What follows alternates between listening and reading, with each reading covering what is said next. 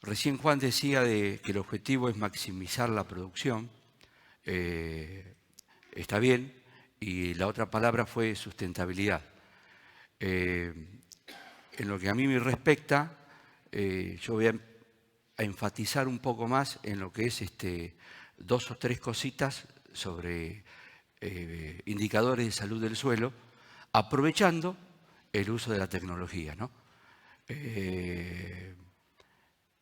Como siempre digo, somos polvo cósmico, como dice Carl Sagan, y ahora lo vamos a ver, hoy que tanto está la problemática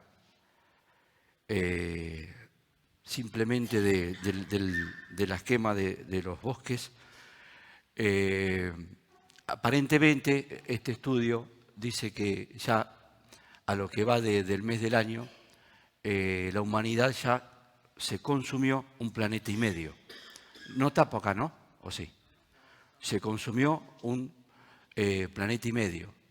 Es decir, que hemos emanado incluso a la atmósfera un 44% más de dióxido de carbono de lo que estaba previsto en los modelos, ¿no es cierto?, de simulación de los científicos del mundo. ¿Y qué pasa?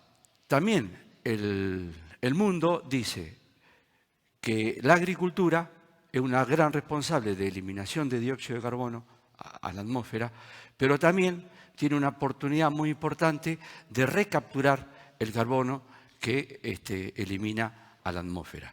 Y un poco de eso es lo que vamos a abordar hoy. Sabiendo que si uno pudiese retener algo más de carbono en el suelo, propiedades físico-hídricas y de nutrición en el reciclaje de nutrientes están asociadas también a mayor rendimiento, a fertilidad de lo que es el suelo. Se sabe que para tener un óptimo rendimiento, ejemplo de maíz, la línea violeta, el maíz requiere de fósforo Bray, fósforo inorgánico, cuando uno hace análisis de suelo, un rango de 15 a 20, o de 18 a 20 si se hace un poquito más finito el número. Pero eso es lo que tenemos como conocimiento. Los análisis de suelo, ¿no es cierto?, hechos en la zona, esto lo habrán escuchado de Luis siempre, está muy por debajo de esos niveles, ¿no es cierto? Hoy es normal encontrar suelos con fósforo desde 4 a 10 o 12. Y a veces, no obstante eso, los rendimientos que se logran son muy importantes. La bibliografía dice que si ese nivel crítico, que se le llama, no está en el suelo, el cultivo de maíz puede rendir un 30% menos. Yo voy a presentar ahora, y después vamos a ver por qué lo asociamos al carbono, el tema, una primera etapa que ya fue presentada de ensayos de larga duración aplicando fósforo en la rotación de los cultivos. Es decir, trigo, soja, maíz, soja de primera.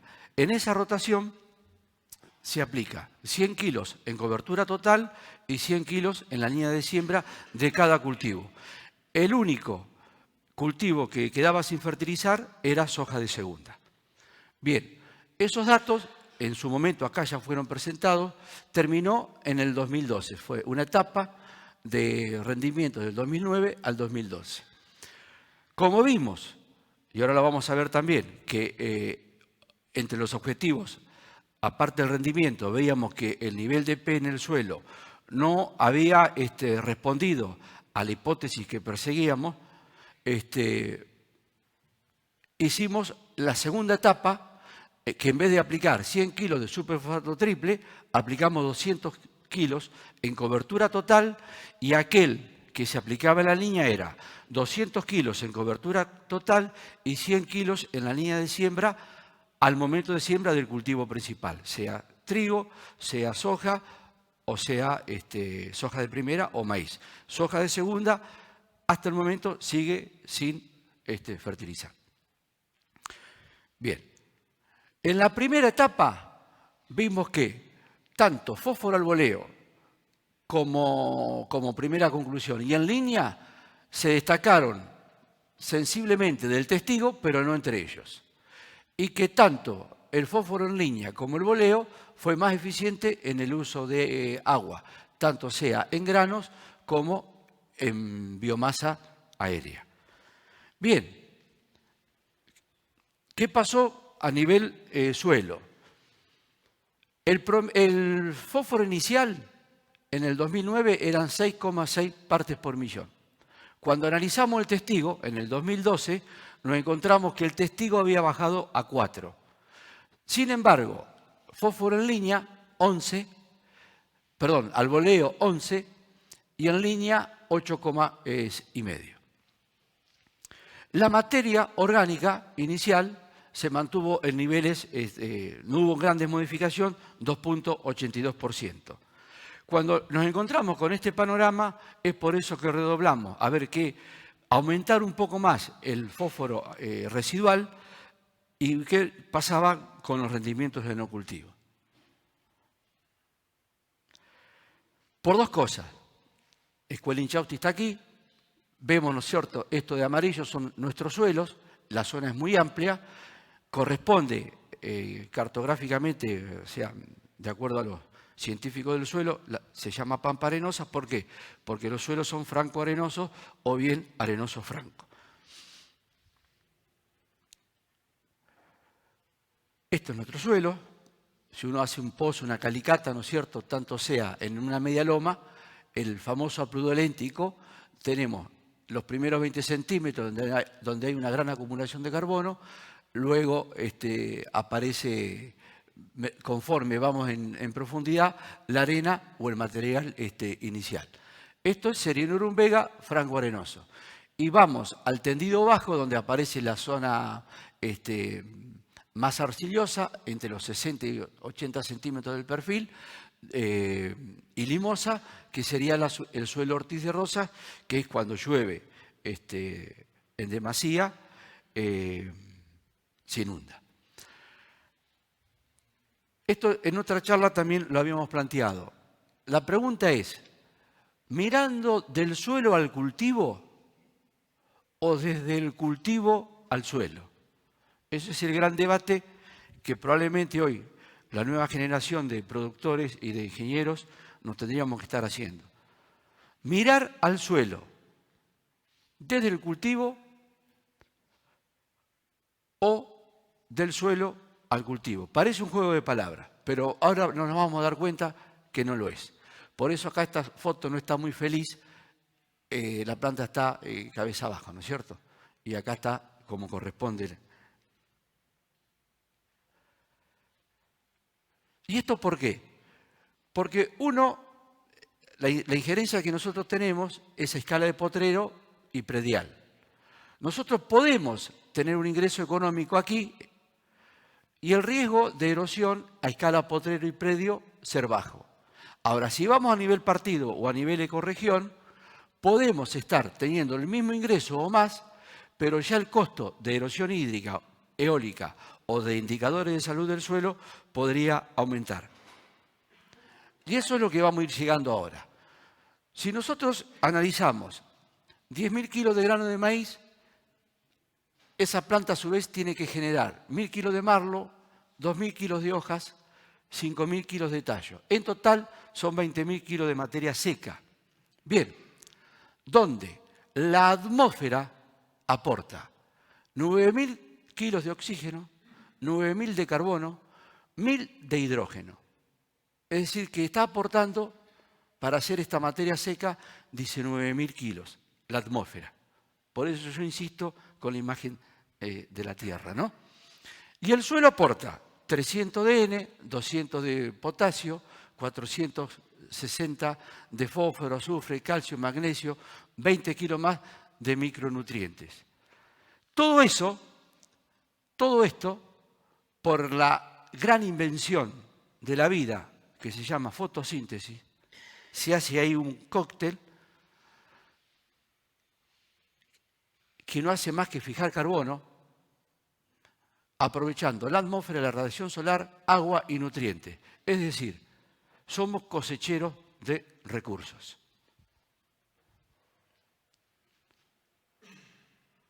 Fíjense en la atmósfera, todos estos nutrientes en el cosmos, cómo están, ¿no? En cantidades muy importantes.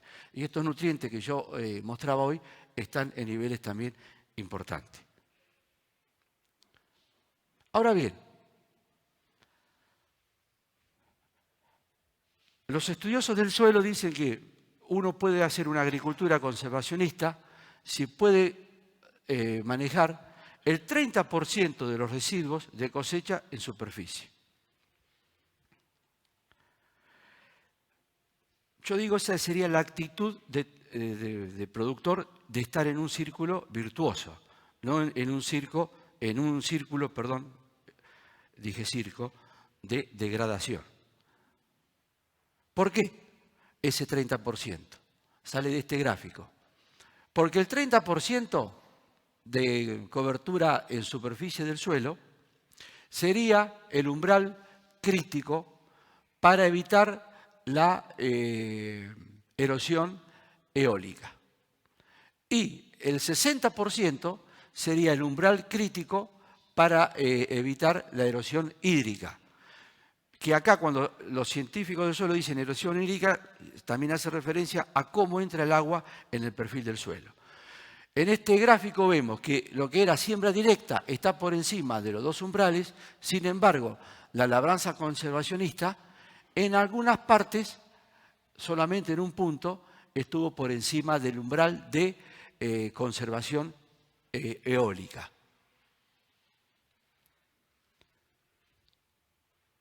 Bien, ya vamos llegando y metiéndonos en el tema.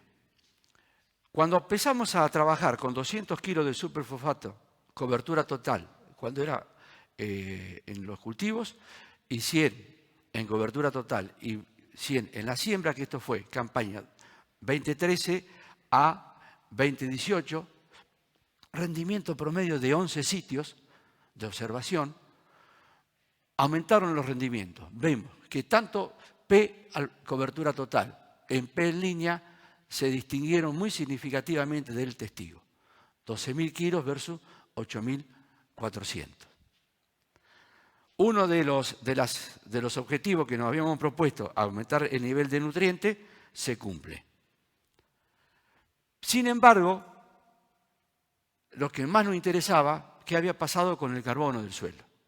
Y acá vemos que mientras el testigo tuvo 2,777% de materia orgánica, tanto P línea como P boleo tuvieron 3 a 3,2% de materia orgánica. También, hoy se está hablando en Argentina que para tener una agricultura en conservación, el nivel crítico de materia orgánica del suelo debería ser 3%. Hoy Luis decía, también lo va a explicar dentro de un rato, a la prensa, que los niveles originales de materia orgánica, ¿no es cierto?, en la pampa húmeda, y hay varios estudios que lo están demostrando, andaban alrededor del 5%, un trabajo de larga data de Andriuro de Pergamino. Entonces, acá ¿qué vemos? Que la materia orgánica del testigo bajó, era 2,82 inicial, luego de 12 o 13 años, pero del 2013 al 18 se logró aumentar respecto al nivel inicial materia orgánica. ¿Cuánto? Un 16% más de materia orgánica. Es decir, acá se obtuvo alta producción, pero por tener alta producción y generar alta biomasa, y esa biomasa retiene más o menos un 40% su tejido en carbono, por eso aumentó la materia orgánica. Esto es materia orgánica común, ¿eh? Y el otro punto, vemos que los tratamientos con P aumentaron en un 12% de promedio, a 12 partes por millón de promedio. Y el testigo, podemos decir que se mantuvo igual. Habíamos dicho que era 4,4 y acá es 3,74. De nuevo, levantamos materia orgánica, levantamos un nivel crítico de P. El testigo sin fertilización bajó o se mantiene el nivel de P, allá casi a su nivel mínimo, y los niveles de P aumentaron. ¿Cuánto? 222% respecto al testigo. Y esto es lo valioso. Y esto es lo valioso. Aumentamos respecto al testigo un montón y también logramos una mejora del ambiente suelo. No tuvimos diferencias con el pH. Bien, si ustedes me permiten, ustedes van a decir, esto es una cebolla. Si nosotros analizamos la tierra, es una cebolla. Va teniendo capas. Ahora, lo fantástico de la cebolla es que si la empezamos a pelar, la vida en la tierra ocurre, podemos decir, en la mayoría, en la gran proporción, en los primeros 20 centímetros de la capa del planeta, o de lo que llamamos suelo. Es decir, que si miramos la cebollita, sacamos 3 o 4 cascaritas, y ahí estaría ocurriendo estos procesos. Y un proceso muy importante, la infiltración. Hablamos de materia orgánica, hablamos de fósforo que había pasado. Ahora bien, ¿qué pasó con la infiltración del agua, de las precipitaciones, si entró o no entró al suelo? Testigo con P, al voleo, P en líneas. Se destacaron del testigo que no tuvo fertilizante. 90 milímetros por hora versus 72. Ahora vamos a ver, esto es una muy buena infiltración, pero no obstante, los tratamientos que tuvieron fósforo se destacaron respecto al testigo. ¿En cuánto? En un 28% más. Es importante. Un 28% más de una precipitación de 40 milímetros respecto al testigo. Sin embargo, y acá otra cosa muy importante, como el suelo es lo mismo y es estadísticamente comparable, dijimos, vamos a comparar lo que pasa con un testigo del mismo suelo, separado alambre por medio, de soja, monocultura 15 años. ¿Cuánto infiltra ese suelo? Un 43%. Un 67% mayor la infiltración del testigo de la rotación sin P versus soja, monocultura sin P.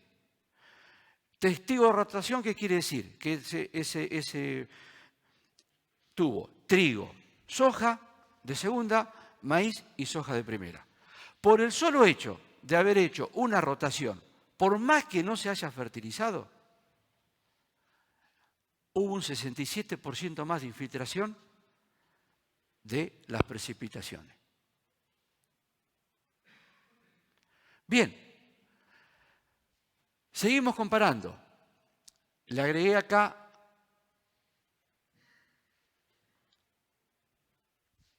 perdón, ahí está. Esto es lo que mostré hasta recién. Y como también tenemos 15 años de cultivo de cobertura, dije, ¿qué pasa con la infiltración de los cultivos de cobertura cuando lo comparo con los tratamientos que estuvieron fertilizados, el tratamiento en rotación que no estuvo fertilizado y la monocultura sojera? Estos cultivos de cobertura tampoco estuvieron fertilizados durante 15 años. Sin embargo, lograron superar en dos casos, ryegrass y avena, el testigo que fue sin fertilización. Es como una alternativa más de manejo. Y obviamente, secuencia soja-soja queda muy por debajo. Cuando hablamos de infiltraciones es esto. Es cómo entra el agua en el suelo. Cómo esta porosidad, cómo todo este espacio de los primeros 20 centímetros del suelo va generando poros longitudinales que no están colapsados y el agua penetra así, de esta forma. Acá lo vemos más claramente, ¿no es cierto? Fíjense ustedes, la parte seca, que todavía el agua no llegó. Fíjense incluso acá como uno podría decir, acá hay una dureza, por eso el agua buscó para acá, ¿no es cierto? Ahí, de nuevo, en este sector hay una dureza y el agua es como que va buscando por dónde tiene que marchar. ¿Y esto qué significa? Que es efectividad de captura de agua, efectividad de almacenamiento, que luego va a estar transformándose, ¿no es cierto?, en materia seca. Llámese grano, biomasa aérea y biomasa radicular, que en definitiva termina siendo captura de carbono de la atmósfera y carbono orgánico al suelo. Que en definitiva es aumento ¿de qué? De la bioactividad. Porque, como decíamos, en las primeras capas de la cebolla, ese carbono es el alimento, junto con ese P, para toda la microflora y microbiota del suelo, que va a ser el reciclaje continuo de nutrientes. Ahora bien, ¿qué hacemos con los 20.000 kilos de materia seca? Logramos los 12.000 kilos de maíz, ¿no es cierto? Fíjense este rastrojo. ¿Qué hacemos? ¿Lo mantenemos en superficie? Y ese es el gran desafío. Cada cual sabe si su agricultura, su empresa, la va a manejar con algún umbral crítico de sustentabilidad, que ya la ciencia del suelo en Argentina ha dicho que es un 30% al menos de los residuos de cosecha en superficie, para estar trabajando en una agricultura de conservación del recurso suelo. Podemos hacer cualquier cosa. Cada cual sabe sus razones. En este caso, doblemente, no se hace maíz y se sometió a este suelo, 40 kilómetros de acá, cualquier loma que nosotros vayamos por los caminos rurales y sepamos que tiene al menos 7 años de secuencia soja-soja, esto no es de un libro, esto es una imagen de Entre Ríos, ¿no? Cuando dice se inundó mucho Entre Ríos. Fíjense cómo por la pendiente se forman canales, ya son cárcavas y produce erosión eólica. Ahora bien, esto es una loma, media loma, ni siquiera es loma, del partido de 9 de julio, serie Norumbega, fotos junio 2019, cuando a fin de junio llovió 70 milímetros, 90 milímetros. Fíjense, esto es la loma. ¿Estoy tapando? Estoy tapando, disculpen. Esta es la loma, ya se forma esa pequeña cárcava, esa pequeña canaleta. En la media loma, como el agua ya viene con mayor velocidad, arrastra suelo, frágil, vulnerable. Y acá ya en el bajo vemos, ¿no?, la secuencia bien marcada de cómo se formó la canaleta. Eso es erosión hídrica, por no tener residuos en superficie. Y aparte de no hacer rotación de cultivo. Uno elige dónde se quiere parar. Ahora vamos a ver otro tema. ¿Por qué digo esto? Porque nuestro suelo es esto. Arena, 70%, arcilla un 12% y luego limo. Esto fue escuela Inchausti. Una vez fuimos con Lisandro y con Pablo, porque esta es una escala internacional de cómo definir la estructura de un suelo. Entonces, bueno, vamos a jugar un rato, una palada, y después había que comparar la palada esta con esto. Y un suelo incalificable. Es un suelo que no tiene estructura. ¿Por qué? Porque nuestras lomas tienen entre el 60 y el 70% de arena. No tiene protección el carbono, no son los suelos de pergamino, los suelos de más al norte, donde tienen un 20% de arcilla, entonces esa arcilla protege al carbono. Nosotros tenemos que estar retroalimentando constantemente con carbono el suelo, porque el carbono es vulnerable, enseguida no queda atrapado, enseguida se recicla, da un nutriente y ya está. Entonces, de nuevo, ¿por qué debemos hacer otra agricultura? Para conservar nuestro suelo, no por hacer filantropía. Hay que ser egoísta y conservar nuestro suelo. Y acá vemos que no solamente lo conservamos, sino que lo enriquecimos, porque aumentamos el nivel de materia orgánica, es decir, de carbono en el suelo, aumentamos el nivel de P y aumentamos el nivel de infiltración del agua de las precipitaciones. Yo esto lo voy a pasar. Esta ya la han visto 1000 veces, ¿no es cierto? Uno tiene que ver para dónde viaja. Si viajamos en un manejo a aumentar el carbono o viajamos a un manejo de disminuir el carbono en el suelo. Disculpen.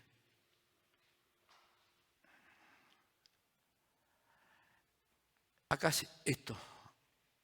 Fíjense, la aparente eterna riqueza de los recursos naturales de la pampa húmeda no es tal, sino que depende de su uso racional y sustentable y de los factores de formación del suelo, entre los que el clima a escala regional es el dominante. Esto lo dijo Kovladov cuando vino a la sociedad rural, que luego también lo tiene escrito. El porvenir de nuestra descendencia se encuentra comprometido por los abusos que suceden día a día en lo referente al hábitat, al clima y a los recursos energéticos y al trato brutal dispensado a la diversidad biológica. Cualquier cosa con la realidad es pura casualidad. Ahora bien, hay una noticia buena en todo esto y por eso presentamos estos datos. Esto es un estudio reciente que lo ha hecho gente de INTA y de Facultad de Agronomía, donde ellos sostienen, que recién hablamos algo un poquito, que la textura del suelo define la captación de carbono, ¿no? Entonces, en la región pampeana, los suelos con más arcillas pueden capturar más carbono que un suelo arenoso.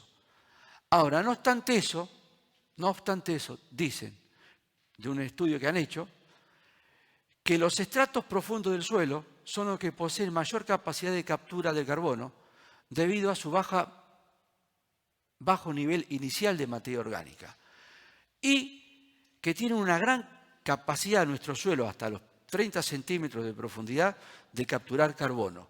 ¿Y esto por qué lo dicen ellos? ¿Por qué hacen este estudio? Porque el mundo le está diciendo a los agricultores del mundo: capturen carbono en el suelo y no lo eliminemos como dióxido de carbono como para compensar el efecto de acumulación de dióxido de carbono y mitigar las temperaturas y en consecuencia mitigar los efectos regionales del cambio climático. Bien, y han hecho un gradiente, un mapa, donde vemos que a 0,25 todavía nuestros suelos arenosos tienen capacidad de retener carbono, ¿no? Y si vemos entre los 25 y 100 centímetros, siguen teniendo esa capacidad para retener el carbono en el suelo, tanto sea en la primera capa de la cebollita como en profundidad. Y por eso hoy, entre otras cosas, termino, en promedio para toda la región pampeana se podría capturar un 20% más de carbono en los suelos. Y después concluyen y estiman que este 20% más de captura de carbono equivaldría al dióxido de carbono que Argentina libera al ambiente por 330 años por quema de combustibles fósiles. Cité la fuente. Si ustedes después quieren el trabajo, yo se los arrimo. La magnitud de la escala. Poder fijar un 20% más de carbono en nuestro suelo, que lo vamos a volver a usar de nuevo en el ciclo agrícola o ganadera, equivale a compensar ese dióxido de carbono que por quema de combustibles fósiles hacemos de combustible. Liberamos de dióxido de carbono a la atmósfera. Y acá vengo de nuevo a nuestro trabajo de larga duración en la escuela Inchausti. La captación de carbono que hicieron los tratamientos con P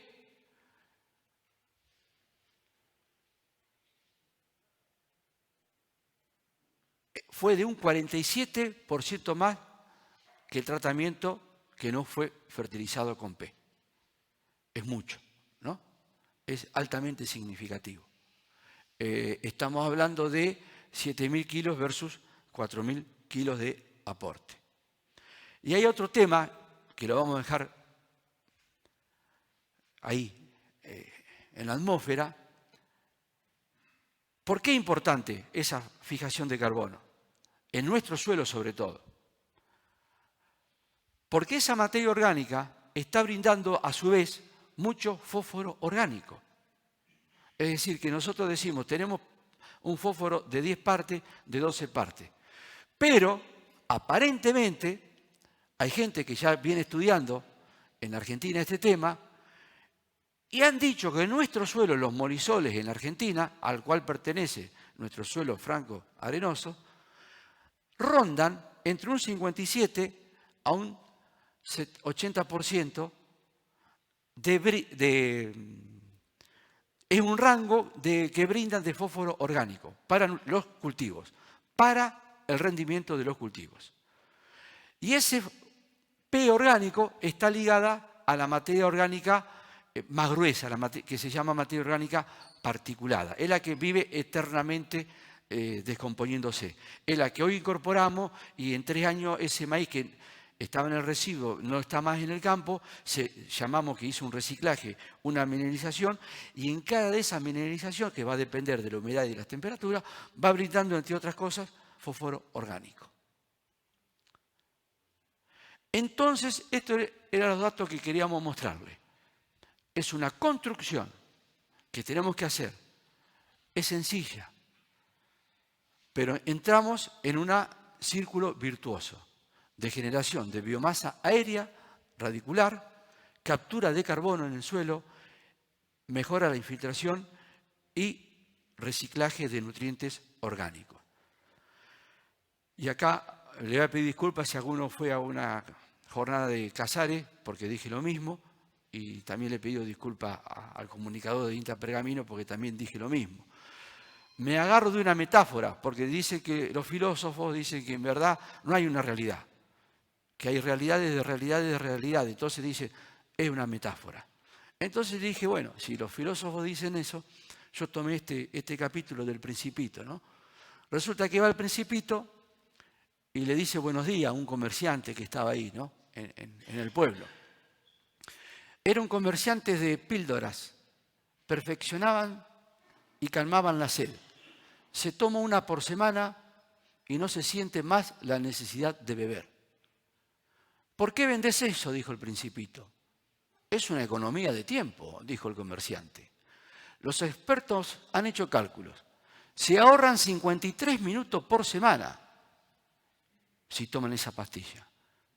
¿Y qué se hace con esos 53 minutos? Se hace lo que uno quiere, dijo el comerciante.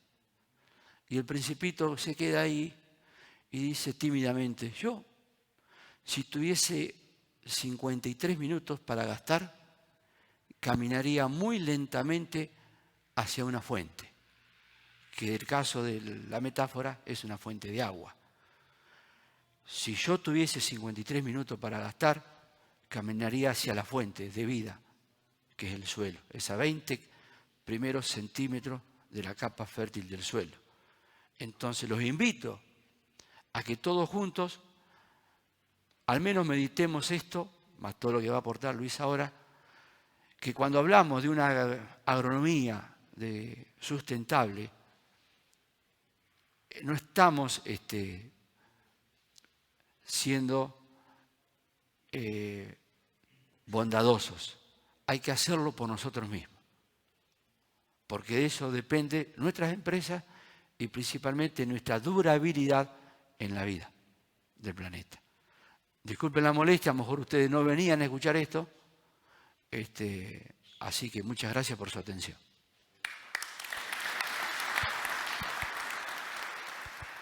Ya podemos casi empezar. Buenas tardes para todos, buenas noches. Gracias por estar presentes en nombre de las instituciones organizadoras. Realmente es un gusto, un placer de que nos acompañen y que, bueno, podamos, en este caso, abordar el cultivo de maíz después de la charla de Sergio, que involucró al maíz y a otros cultivos, pero involucró algo más importante, que es, digamos, dónde lo hacemos, que es el suelo. No cabe ninguna duda de que si no lo tuviésemos va a ser difícil poder hacer cualquiera de esos cultivos. Vamos a tratar de hacer un repaso, un pasaje por distintos aspectos. Esto no quiere decir que vayamos a abordar absolutamente todo, porque es casi difícil en el tiempo que tenemos y también ustedes por ahí se van a cansar. Muy bien. Abrimos la tranquera, como siempre, imaginaria de este encuentro y comenzamos con la charla. Y una de las cosas importantes, creo, mirando un poco no solamente el cultivo de maíz, que va a formar parte de todo esto, es qué pasa con todos nosotros, qué pasa con el mundo. Y el mundo crece por distintas razones, y ahí hay una proyección hacia el año 2100, donde, bueno, realmente hoy estamos acá aproximadamente en 7.300 millones de humanos, y bueno, vemos que realmente el crecimiento es extremadamente grande. Esto es una proyección. Habrá que ver qué es lo que pasa, siempre pueden ocurrir diferentes cosas y eso puede ser que se cumpla o que no. Lo que sí, si se cumple, bueno, vamos a tener que generar mucho más cantidad de alimentos para poder abastecer a este aumento poblacional que tenemos. Ese aumento también se da porque la esperanza de vida en el mundo crece. Es decir, si miramos acá en la década de 1800, bueno, está todo en rojo, o sea, la esperanza de vida era muy poca en el mundo entero. Si nos vamos a la década del 50, vemos que ya hay colores distintos, en donde, por ejemplo, en esta zona la esperanza de vida llegaba a los 70 años. Y hoy en día, esa esperanza de vida, esto del 2015, hoy hasta puede ser mayor, ya tenemos pintado en verde, un pintado en azul, donde acá la esperanza de vida llega a los más de 90 años, ¿sí? Entonces, en el mundo hay países que crecen en lo que hace a la tasa de natalidad. En general son los países no desarrollados, generalmente los que lamentablemente tienen pocos recursos para poder comprar alimentos. Los países más desarrollados tienen una tasa de natalidad prácticamente estable o en algunos está la preocupación de que es inversa. Hay mucha gente muy grande y muy pocos jóvenes, ¿sí? Pero bueno, en definitiva las dos cosas son reales. Hay un crecimiento, es gente que está y que tiene que comer. El suelo, no me voy a meter demasiado, ya Sergio habló, lo hizo en referencia a un nutriente, pero lo hizo también en referencia a la materia orgánica, que es la base. Pero acá tomando esto, también creo que es un dato como por ahí para cuantificarlo en números, qué es lo que pasa cuando perdemos, en este caso, 1 centímetro de suelo. Recién Sergio mostraba las carcas, mostraba las corridas de agua y demás, ahí se va más de 1 centímetro en ese sector. Pero 1 centímetro de suelo representan, cuantificado, producir 60, 70 kilos menos por hectárea, ¿sí? Entonces, eso llevémoslos a los años y realmente es mucho más grande. Bueno, ahí hay algunas fotos que cuantifican un poco más el problema que se ve y que lo vemos en nuestra zona también, ¿no? Y que no debería realmente ocurrir. Y como ven, suelos desnudos que lógicamente no tienen ninguna capacidad para poder ni retener el agua, por eso se escurre y esa agua tiene que estar dentro del circuito productivo. Y máxime ahora, porque hasta ahora, y no sé cómo será el futuro, hemos venido siendo favorecidos con el tema agua, ¿sí? Ahora ya nos empezamos a preocupar. Desde junio, cuando recién Sergio mostró esa lluvia de entre 70 y 100 milímetros, fue el 17 de junio concretamente, ¿sí? Y de ahí en adelante, ¿cuánto más llovió? 1 milímetro, 3, 4, o sea, nada. Llevamos 2 meses y medio prácticamente sin recibir agua. Entonces ahí la cosa se empieza a complicar. En el suelo, digamos, hay diferentes, si miramos el mundo entero, vamos a encontrar una gran cantidad de espacio que está cubierto por áreas que son boscosas, bueno, que hoy estamos con problemas graves, que todos lo sabemos, ahora vemos una foto. La parte, digamos, de infraestructura ocupa muy poco. Lo que está en amarillo son tierras cultivadas, que, bueno, en realidad involucraría esto, que son pastizales y demás. Pero vemos que hay una superficie realmente muy, muy grande, que es de tierra que están con zonas arbustivas o con bosques. Situación que, bueno, hoy es compleja. Todos saben lo que está pasando en el Amazonas, que el Amazonas no es solamente Brasil, inclusive en Argentina, en Bolivia, en Paraguay, también tenemos problemas. Ahí tienen la cantidad de focos que hay en este momento en toda esta región. Y como ven, no solamente involucra a Brasil, ahí tenemos Bolivia, acá tenemos Paraguay, acá tenemos Misiones, ¿no? Esto es Argentina, donde también hay problemas. Y bueno, eso es pérdida, es contaminación, es una serie de cosas que van a repercutir sobre el planeta. Eso es general. Nos vamos a meter en el cultivo de maíz y tomé esta transparencia prestada del ingeniero Gustavo Ferrari de INTA Pergamino, donde él cuantificó a través de 3 años, en ensayos hechos en la zona de Pergamino, Colón, un poco cómo juegan los distintos factores sobre el rendimiento en sí, o qué pueden aportar. La genética, por ejemplo, analizándolo a través de los ensayos comparativos de rendimiento, entre los máximos rendimientos y los rendimientos promedios de cada ensayo, han aportado en este último tiempo en siembras de maíces temprano alrededor de un 15%. O sea, es importante entonces elegir bien el híbrido que yo voy a sembrar para el ambiente y la condición que le voy a dar. En una siembra tardía se reduce, ¿por qué? Porque los rendimientos también pueden llegar a reducirse, a lo mejor tengo más estabilidad, después nos vamos a meter en ese tema, porque me parece que es muy importante para esta campaña, un 10% y una siembra de segunda, lógicamente el aporte es menor, sí, pero un 8% más de rendimiento no es poca cosa.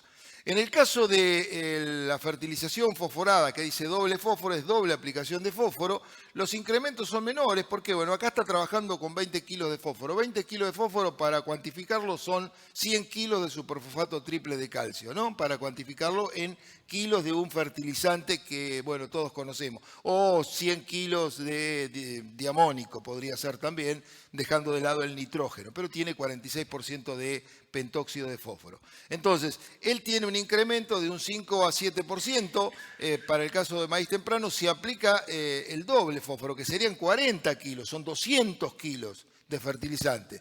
Y en el caso del maíz tardío y el maíz de segunda, prácticamente ese aporte es menor. ¿Por qué? Porque le está alcanzando, al tener menor rendimiento, seguramente le está alcanzando con lo que está aportando.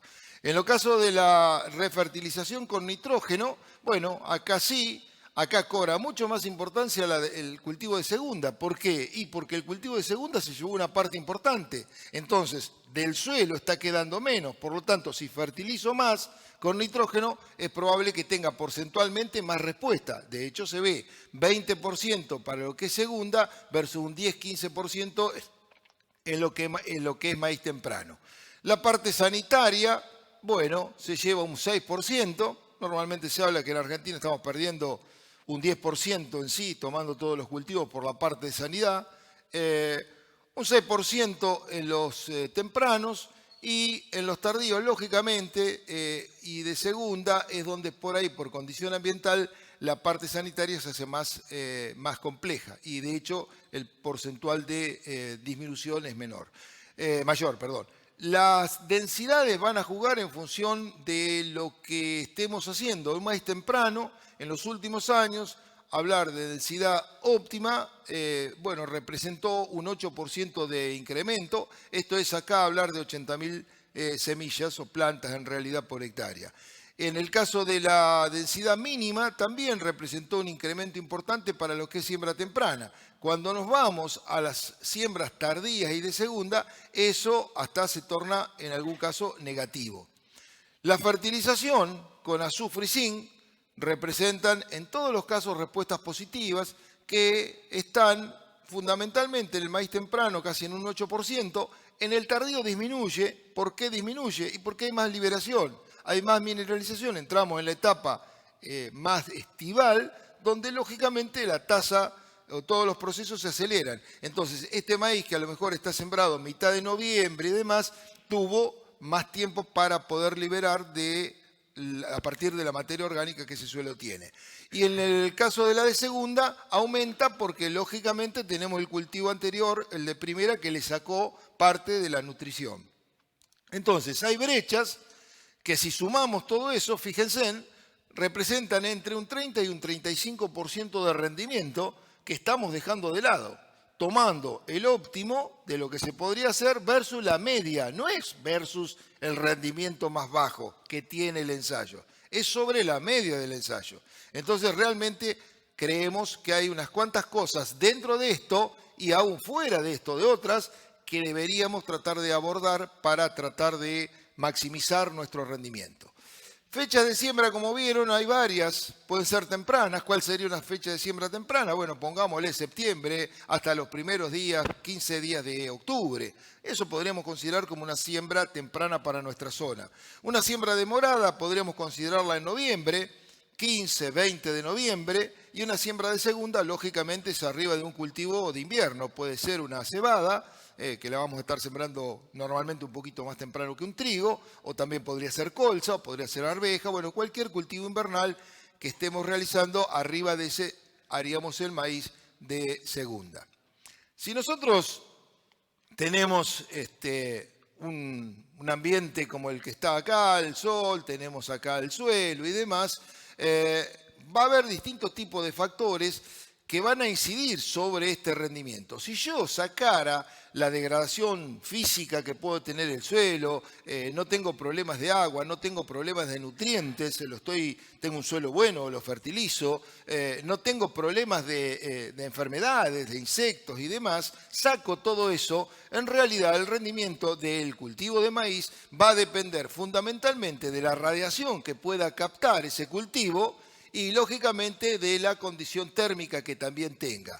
Si no tengo agua acá, va a depender también de las lluvias que se produzcan durante el ciclo del cultivo. Cuando yo maximizo todos esos factores, lógicamente voy a llegar al mayor rendimiento. Entonces, si yo pudiese sembrar un maíz temprano, no lo desecharía, pero tengo que tener cubierto todo lo demás. ¿Por qué no lo desecharía?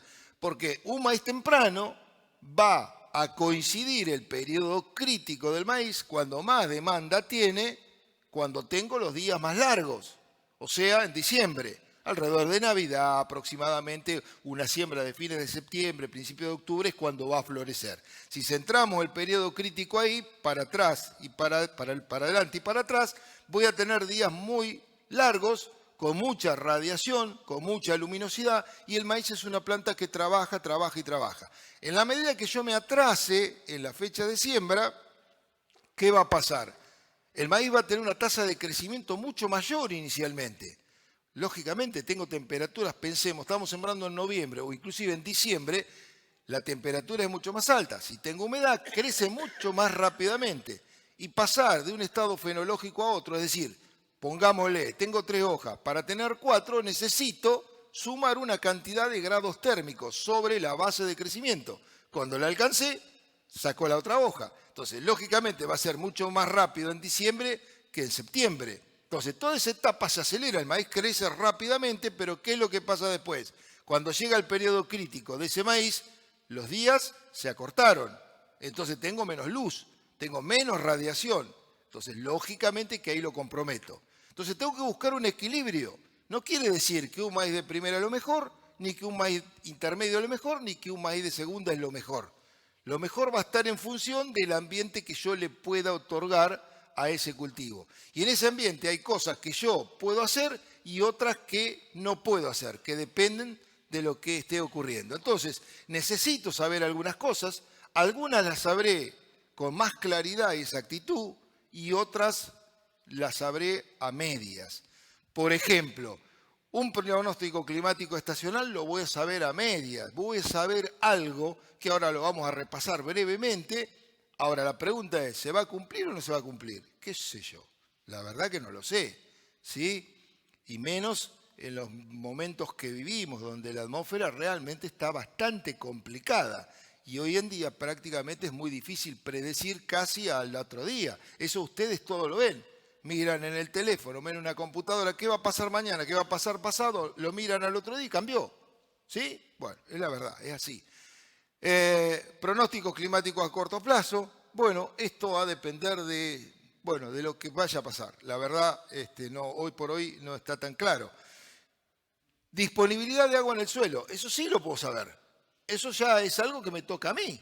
Yo puedo saber cuántos milímetros de agua tengo acumulado en el suelo. No es muy difícil, es conocer 2 o 3 parámetros de ese suelo, sacar muestras a distintas profundidades, hasta la profundidad que yo quiero determinar, con un horno de microondas secar y con algunas cuentas puedo determinar perfectamente cuántos milímetros de agua tengo acumulado en ese suelo. Ese es un dato bueno, muy bueno. No se hace mucho, se hace muy poco. Lo otro que puedo saber es el tema de la napa. ¿Dónde está la napa freática? Otro tema clave. Y para este año más clave que nunca, porque cuando el agua sobra no importa. Y si está acá o está un poquito más abajo es lo mismo. A lo sumo me voy a preocupar si está muy arriba porque me puede llegar a generar otro problema, que es la inundación. Pero en años como este, donde el agua ahora se ha cortado y los pronósticos no son tan alentadores, quizás saber dónde está la napa freática y qué tipo de suelo tengo es clave para tomar una decisión. ¿Sí? Porque yo con agua de napa puedo perfectamente llegar a un muy buen rendimiento. Lógicamente algo va a tener que llover, pero bueno. Entonces, lo que vino pasando hasta ahora, esto es lo que mostró Estela Carballo en la última charla, lo ha mostrado muchas veces, son lo que está para arriba y lo que está hacia abajo, años niño y niña.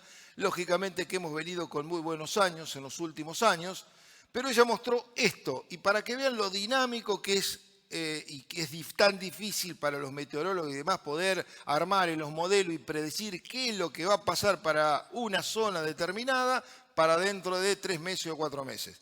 Esto lo mostró ella, era lo último que ella tenía, ¿sí?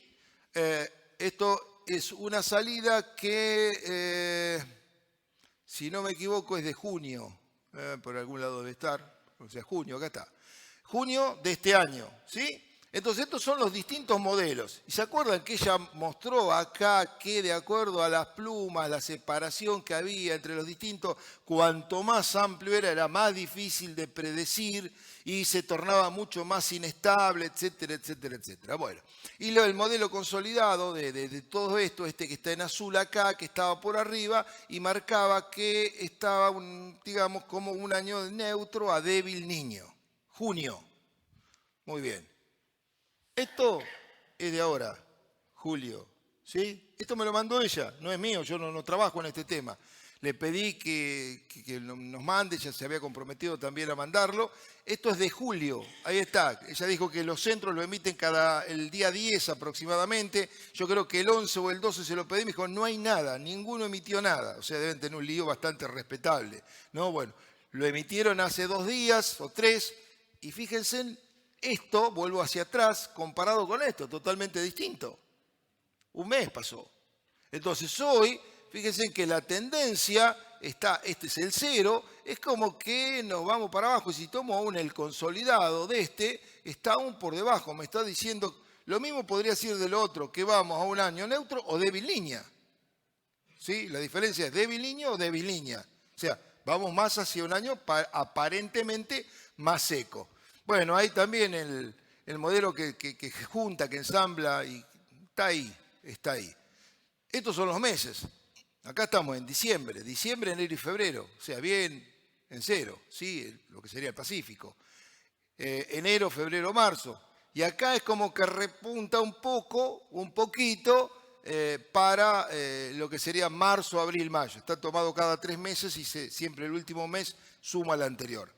Entonces, eso es lo que hoy hay. Yo no soy meteorólogo ni nada, pero me parecía importante poder traerle este tipo de información. Se puede buscar por algún otro lado algo más y ver cómo varía, pero la situación que hoy tenemos planteado aparentemente no sería de un año en donde el agua va a sobrar. Entonces, con más razón, tenemos que conservar el recurso hídrico. Y con más razón tenemos que saber qué es lo que tenemos para ver qué decisión tomamos.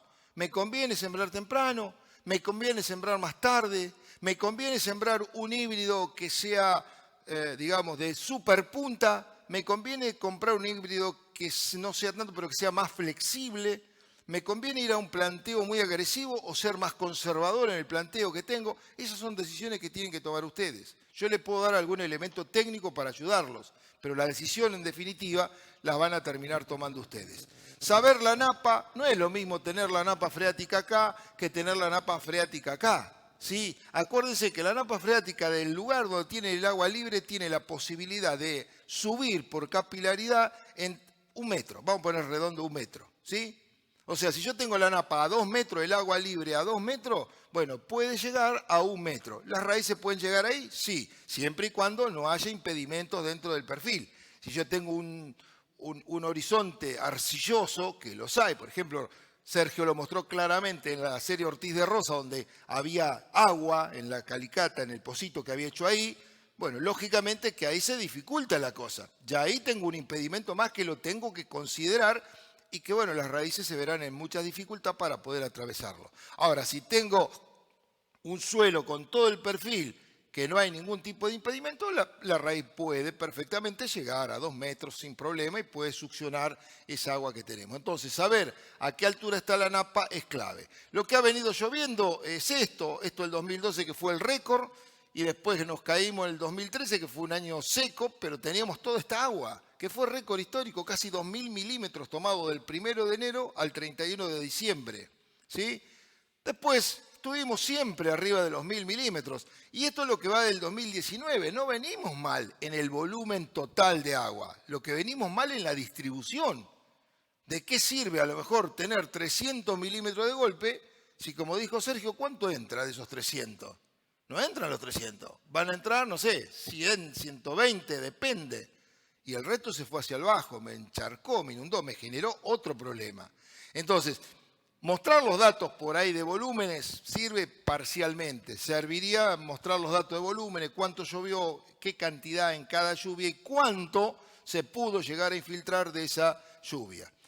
Este es un trabajo, hay información de varios autores, pero esto es algo que hacemos nosotros y que podemos evitar, lo que es el pisoteo, lo que es la compactación, lo que es la densificación. La parte física, la fertilidad no es solamente echar fertilizante. No es poner nitrógeno, fósforo, azufre. Esa es una parte de la historia. Pero hay una fertilidad física y hay una fertilidad biológica también. Y todo hace a la cosa. La sumatoria de pequeñas cosas es la que nos va a dar el rendimiento final que nosotros queremos que sea lo más alto posible. Entonces, andar con una camioneta dando vueltas por arriba del lote no tiene ningún sentido porque generamos pérdidas que acá están cuantificadas. Hay algunos autores como Álvarez que cuantifican en cultivo de cebada un 3%, 30% en avena. Esto es relativo, por supuesto, hay que ver cada trabajo en particular, pero trabajos de Pablo y Sergio acá en 9 de julio tienen un 28%, esto es en la huella, 28% de pérdida, y en el maíz que siguió a eso, en la misma huella un 5%. O sea, las raíces aflojaron, sí, aflojaron, ayudaron, pero sigo perdiendo un 5%. Entonces, arriba del lote, lo único que tiene que andar es lo necesario para poder sembrar, para poder proteger el cultivo y para poder cosechar el cultivo. Y cuando digo cosechar, lo único que debería casi andar es la cosechadora nada más. El carro no tiene que andar dando vuelta dentro del lote, tiene que descargar en las cabeceras, no tenemos que generar esto. Estas son densificaciones que nos llevan a este cuadro de situación, ¿sí? Nos llevan a esto. Fíjense cuánto tiene una hoja de una pala. Miren lo que está enterrado y miren la raíz donde está. Este pedacito nada más, 10 centímetros, 15 centímetros, hay una tremenda compactación donde la raíz que tiene que ser hacia abajo creció hacia el costado. Como lo que mostraba Sergio del agua, que se va buscando las zonas de ruptura, la zona que tiene posibilidad de ir. Pero acá no la tiene, se queda ahí arriba, ¿y qué agua va a sacar de abajo? Entonces, ¿cómo? Acá, pero eso sí, nosotros acá le echamos el mejor fungicida, le echamos el mejor herbicida, le echamos todo lo mejor, pero tenemos un problema que es mucho más grave que este. Si no solucionamos eso, le podemos echar lo mejor que quieran, que el rendimiento se va a estancar. Entonces, esta parte a la cual no le damos mucha importancia, creo que tenemos que comenzar a dársela. Ahí tienen, una lluvia, que no fue muy importante, esto de acá no es julio, acá nomás, no voy a decir qué lote es, pero está cerquita de acá nomás. Fíjense. Y ahí no se va porque es una palanganita, por eso, si no ya se hubiese ido. Ahora, esa agua, si yo miro el resto del lote, no está. ¿Por qué está ahí? Y está ahí porque acá es un cemento ahí abajo. Y bueno, mientras le llueva, todo más o menos va a ir. Ahora, cuando se corte un poquito del agua, este maíz se pone todo seco. Se amarilla, se puso todo seco y estoy perdiendo un montón de dinero. Nos metemos en la siembra. Tener una máquina con todos los aditamentos no es sinónimo de que la máquina ande bien. O sea, ojalá tengamos la mejor máquina, último modelo, con todos los chiches. Bienvenido. Pero recuerden que siempre detrás de una máquina está el ser humano. Y el ser humano es el que toma la decisión de regularla, de ver cómo va, de ver cómo no va, cómo está. Y muchas veces pensamos que el tenerlo mejor ya está solucionado el problema. Hay que bajarse, hay que mirar, hay que medir. Hay momentos que son clave. Una vez que están hechas las macanas, después no podemos volver para atrás. Si sembramos y sembramos mal, bueno, lamentablemente tendremos a lo sumo que resembrar el lote. Distribución de semilla, el maíz es clave, hay pérdida del 10-15% por distribución de semilla. Y eso es, ustedes ya sé lo que me van a decir si les pregunto. Pero la semilla viene toda desbalanceada, yo compro una bolsa y viene desbalanceada. Es cierto, en parte es cierto, pero se pueden hacer cosas para tratar de mejorar esa distribución que yo tengo, que me permiten sacar entre un 5 y un 10% más de rendimiento, comparándolo no con ese desastre, ¿no? Con una distribución, digamos, un poco más heterogénea. Entonces, ubicar bien cada semilla es clave. Yo siempre digo que nosotros tenemos que profesionalizar mucho más la actividad agropecuaria. Y profesionalizar la actividad agropecuaria, lo digo en el sentido no solamente que haya más profesionales, ingenieros agrónomos o otras disciplinas afines trabajando en el campo, sino que cada persona que trabaje en el campo, sea quien sea más profesional en el trabajo que realiza, ponga más empeño, más ganas para poder hacer las cosas de la mejor manera. Vamos al suelo. Tenemos que partir de ahí. Capital importante y tenemos que conocerlo, nos tenemos que amigar con el suelo. ¿Qué es lo que tiene? Y yo pregunto, ¿cuántos saben qué es lo que tiene el suelo donde van a sembrar maíz este año? ¿Todos saben? Posiblemente no, posiblemente no. ¿Y no les parece que ese no sería el punto de partida de ver cómo estamos? Bueno, análisis de suelo, hemos hablado hasta el cansancio. Lamentablemente, yo digo, creo que no sabemos transmitir las cosas. El mensaje en algún lado tiene un cortocircuito porque no hay ninguna explicación, o por lo menos yo no encuentro una explicación para que un productor no tenga analizado todos los lotes, no tenga una carpeta de cada lote y me pueda decir, che, en el año tal, mira, tenía tanto de fósforo, tanto de materia orgánica, al menos de los elementos vitales. No me puedo decir que es caro, porque hagan un análisis cuánto representa dentro del lote, son monedas en verdad. En fin, no les lleva tiempo. Si no lo quieren hacer ustedes, lo pueden dar a hacer. Pero estamos mal. En esto estamos mal, lamentablemente. Y estamos hablando de muestrear un lote. Por otro lado, hoy mínimamente tendríamos que empezar a mostrar en forma diferencial para poder aplicar tecnología en formas diferenciales. Aunque sea mostrar loma, media loma, bajo por separado. Y no a lo mejor hacer toda una muestra. ¿Y por qué no irnos? Bueno, que se hace, de hecho se hace. Lo que pasa es que en proporción por ahí no es tan grande. A muestreos más sofisticados que me permiten aún trabajar dentro de los sistemas hoy de agricultura por ambiente y demás con lo que necesitaría aplicar en cada caso y no a lo mejor sobredosificar en algo que no me va a dar un retorno y sí a lo mejor poner algo más en aquel lugar donde me va a dar un retorno mejor. Bueno, se pueden generar mapas de este tipo que hoy con las maquinarias que hay se puede hacer, pero si no tengo la maquinaria esa también lo puedo hacer. No es una excusa no tener una máquina último modelo. Les vuelvo a repetir. Lógicamente no lo voy a poder hacer con la perfección, pero voy a arrimar un poquito la cosa. Por lo menos poder separar los ambientes y trabajar dentro de esos ambientes con la tecnología que tienen. Miren, esto es real. Y esta es la realidad de la Argentina. Lamentablemente es así. En Argentina, en la zona agrícola, la pampa húmeda, se hace un análisis cada 300 hectáreas. Un análisis cada 300 hectáreas. En Brasil se hace un análisis cada 40 hectáreas, similar a lo que hacen los americanos. Entonces, algo estamos haciendo mal. No le echemos la culpa a todos, sino que también nos tenemos que echar las culpas a nosotros de las cosas que no hacemos como corresponden. ¿Cómo estamos? Mal.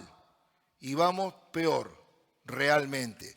Desde el punto de vista del suelo, este es un trabajo realmente más que importante.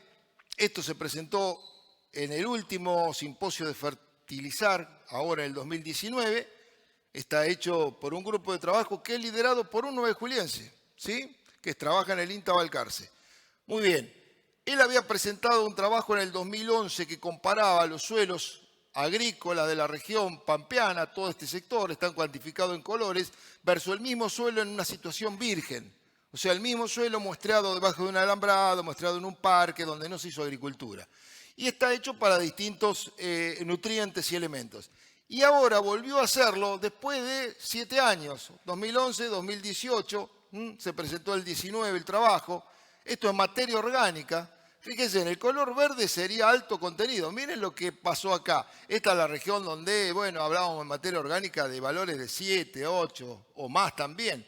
Bueno, hoy no está más verde oscuro. O sea, está en un color amarillo, 3, 4%, 5%. Perder 1% de materia orgánica es una locura.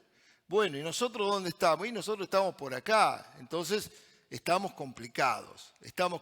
Miremoslo en términos generales. El pH, la acidificación que están teniendo nuestros suelos es algo alarmante. Créanme que el próximo paso importante que hay que hacer es corregir los suelos, pero corregirlos y rápidamente, porque yo lo que veo, o estoy imaginando, viéndolo a algunos años más, no muchos, es que va a ser mucho lo que vamos a tener que poner para poder tener rendimientos altos. ¿Qué nos vamos a olvidar de aplicar fósforo? No, tenemos que aplicar, sí o sí. Nitrógeno, y sí o sí. Azufre, sí o sí. Ahora, el pH del suelo. Hay lotes acá en la zona, que están por debajo de 5, 4, 9. Ahí está limitada la absorción de un montón de nutrientes. Entonces, le pueden poner camionadas que no los va a poder absorber. 5, 5,1. Tendríamos que estar hablando de un pH bastante más neutro. Ahora les muestro qué puede pasar. Entonces, vamos a tener que encalar. Ahora, ¿con cuánto? Son unos cuantos kilos que hay que echar. Y soluciona el problema y el suelo vuelve nuevamente a su punto de partida. Para quebrar eso, hay que echarle, ¿qué es lo que le pasa a los brasileros? Encalan, los uruguayos también. ¿Sí? Entonces, fósforo, nitrógeno, azufre, cal. Ya empezamos a ver carencias en algunas regiones, sobre todo el litoral, de potasio.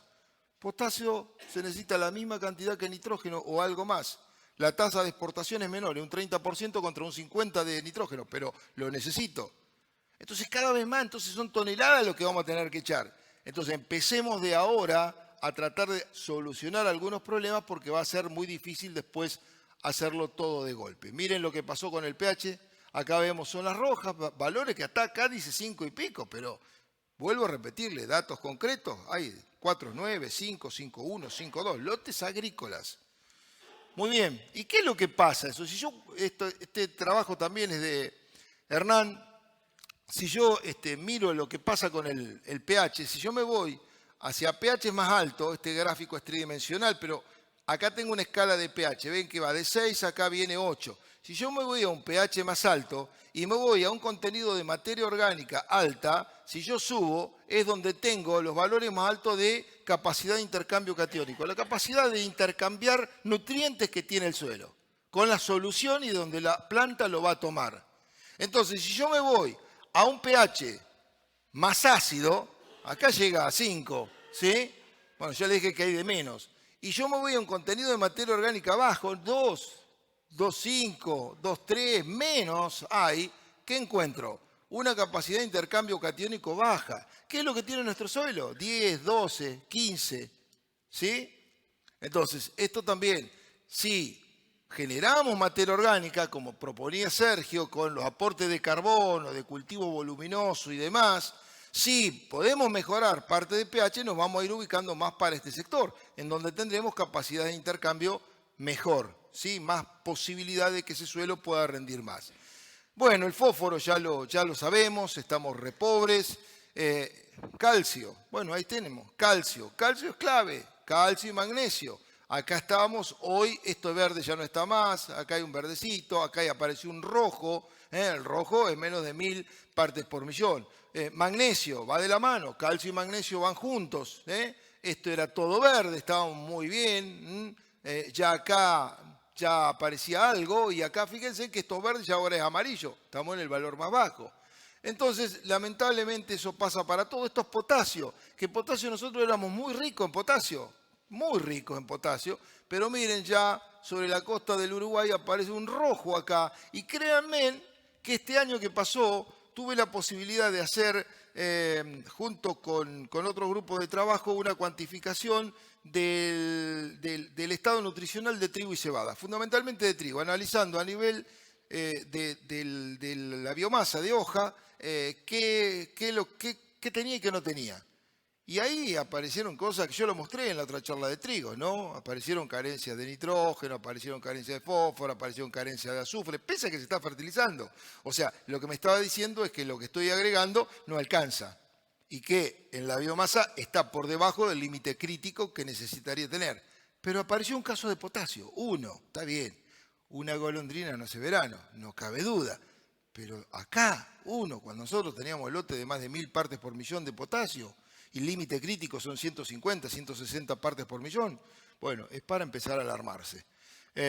Bueno, manganeso también, como ven, esto verde que estuvo al 2011, del 2011 al 2018, mire lo que se deterioró. Ya aparecen estos colores, y estos colores son menos cantidad. Hierro, aparentemente no hay mucho problema, cobre aparentemente tampoco, zinc, bueno, ya lo sabemos, ¿no? En zinc estamos con problemas ya hace rato. Y bueno, habrá que, como digo, comenzar a tratar de ver la cosa de otra manera. Algo interesante, hay distintas metodologías para poder analizar suelo y tener datos relevantes para tomar decisiones, pero una cosa interesante es que por ahí el análisis de azufre dicen que no ajusta mucho con el análisis de suelo. Yo hago un análisis de azufre en el suelo y no ajusta. Desde mi punto de vista, para los suelos de la zona nuestra, arenosos, viendo cómo con un extractante, digamos, porque hay varios extractantes para hacer el análisis, entonces por ahí uno lo hace con uno, otro con otro y ahí podemos tener problemas. Y lo mismo en la técnica de poder cuantificar el azufre. Hay que eliminar la materia orgánica porque por ahí se lo hace junto y entonces me da un valor que no es el real. Yo creo que no es tan malo si yo considero el valor de análisis de suelo, de azufre, no es tan malo si eso lo junto con otra serie de cosas que son manejo, ¿sí? A ver qué rendimientos tuve, si apliqué azufre o no antes, si apliqué fósforo y nitrógeno, qué tasa de exportación tuve. Todo eso me puede ayudar a tomar una decisión si puedo agregar o no agregar. Pero hay algún dato ahora interesante, que es la relación que hay entre el azufre y el nitrógeno incubado en forma anaeróbica, el NAN, que se empezó a trabajar hace algunos años atrás. Entonces hay un ajuste muy bueno del 95%, fíjese que todos los puntos están sobre la curva. Entonces me dice que esto con esto se ajusta bastante bien. Entonces si yo determino esto, que el laboratorio hoy lo hace, puedo determinar cuánto azufre liberaría ese suelo. El azufre es orgánico. O sea, el 93% de lo que la planta utiliza proviene de la materia orgánica, de nuevo. Entonces, muy bien, volviendo a esto y a este trabajo, es más que interesante, es muy clarito, en donde prácticamente cuando yo estoy arriba de 50 partes por millón, miligramos por kilo es lo mismo, de NAN, de nitrógeno anaeróbico incubado, esto es una muestra que se incuba en una estufa a una temperatura determinada durante 7 días. Y al cabo de 7 días se cuantifica cuánto hay. Entonces eso simula cuánto va a liberar el suelo. Entonces, me dice que arriba de 50, 55, pongámosle, miligramos de NAN, yo tendría prácticamente una respuesta que se plancha en lo que hace al agregado de azufre, respuesta al agregado de azufre. Por debajo de ese valor, las respuestas a azufre son muy grandes. Cuanto menor sea el valor, mucho más. Y es lógico, si viene de la materia orgánica y yo tengo poca liberación, quiere decir que ese suelo libera muy poco, bueno, por supuesto va a liberar poco nitrógeno y va a liberar poco azufre. Hay también relaciones de liberación de nitrógeno y azufre que, bueno, no lo vamos a dejar para otro día. De los nutrientes, bueno, hay un montón, son unos cuantos, macro, meso, micro, todos son importantes. Aún un micronutriente que se necesita en miligramos, si no está, lamentablemente el rendimiento se va a resentir. Hablábamos del pH y acá está lo que yo les quería mostrar hoy. El rango, digamos, óptimo estaría entre 6 y 7. Ahí podríamos decir que estaríamos bien. ¿Por qué? Porque fíjense que acá están graficados la mayoría de los nutrientes. Esto que viene acá simboliza potasio, calcio y magnesio. ¿Dónde estoy? Donde hay más cantidad. Si yo me vengo a este que está acá, es boro. ¿Dónde estoy? Acá donde hay más cantidad. Si yo me vengo a este que está en rojo, es hierro, cobre, manganeso y zinc. Estoy en una cantidad muy buena, no estoy acá.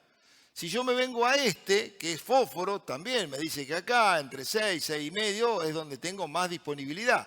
Si me vengo a este otro, es molibdeno y cloro, también estoy en una posición buena. Ahora, si yo les dije que estoy en pH 4,9, estoy acá, vamos a ponernos acá porque la curva se me terminó, ni la puedo ver. Fíjense, este que está acá, este es el aluminio en realidad, es el que me va a empezar a bloquear, entre otras cosas, y el hierro también, la disponibilidad de los demás nutrientes. Esto, en vez de estar en el 100%, va a estar por acá, ¿cuánto? En el 80, en el 70, no sé. Sí, lo mismo para los demás. ¿De qué sirve tirarle un toco de fósforo si yo voy a poder aprovechar una partecita nada más? No estoy acá. ¿Se dan cuenta? Entonces es clave lo del pH, es clave tenerlo en cuenta y empezar a pensar cómo empezamos a corregir los suelos y que no se nos vayan a valores por debajo de 6. De hecho, debajo de 6 están la gran mayoría de los lotes de la región pampeana. Bueno, los micros los pasamos, las necesidades, esto ya lo sabemos, medianamente, va a depender de muchos factores, el nitrógeno podrán ser 18 kilos, podrán ser 20, podrán ser 22, depende del híbrido, depende del contenido de proteína que genere, etcétera, etcétera. De hecho, necesitamos nitrógeno, necesitamos fósforo, necesitamos, fíjense, 22 de nitrógeno, 19 de potasio, ¿ven? Casi lo mismo. Entonces, son los dos más importantes en cantidad. Importantes son todos para construir el rendimiento. Muy bien. Dejamos un poco la parte de nutrición, después volvemos un poco con algunos resultados de algunos ensayos y nos metemos en el otro drama, que son las malezas. O sea, son todos dramas, uno atrás del otro. ¿Sí? Y bueno, las malezas cada vez más complicado. Vieron lo último que salió, por lo menos yo lo leí ayer o antes de ayer, resistencia de la rama negra, la sumatrensis, Conyza sumatrensis, a los ALS. ¿Qué son los ALS? La sulfonilurea, fundamentalmente. ¿Sí? Resistencia. Quiere decir que ya le tiran con glifosato, nada. Le tiran con el clorimurón, le tiran con el mesulfurón, le tiran con el que quieran, nada. ¿Sí? Entonces, no me cabe duda de que la agricultura del futuro, al menos en el corto, mediano plazo, es una agricultura que va a ser distinta a la que estamos haciendo. Es una agricultura que va a tener que empezar a conjugar un poco más un sistema más integrado que contemple una serie de cosas para tratar de contrarrestar estos problemas que vamos teniendo, porque no los vamos a poder solucionar. Y mucho va a depender de nosotros, porque estos problemas no es solamente, digamos, por el hecho de usar una determinada técnica. Sí, en parte sí, pero en parte es por muchas otras cosas. Y voy a poner un ejemplo que es bien claro. Estamos en una charla de maíz, bueno, de maíz. Cuando sale el maíz BT o TD o GM, el nombre que le quieran poner, o sea, resistente al barrenador. ¿Qué decía todo el prospecto y las charlas de todas las empresas? ¿Qué había que hacer? Refugio, muy bien. O sea, sembrar una proporción que era reducida con un maíz que puede ser el mismo, pero que no sea tolerante al barrenador. ¿Para qué? Para no quebrar la resistencia. Pregunta, ¿cuántos productores hicieron eso? Ninguno, o casi ninguno, no puedo poner a todos en la bolsa, casi ninguno. Pero si no, pero si total es poquito. Si hay poco de este maíz, el vecino, el otro lo hace, ya está, el refugio está hecho ahí. Y así fue, y así fue. Entonces, todos nosotros podemos hacer determinadas cosas para tratar de que una determinada técnica pueda perdurar en el tiempo y que no la desaprovechemos. Entonces, malezas es un drama, es un problema. Lugares de Estados Unidos, eso lo presentó Horacio Ciaresi.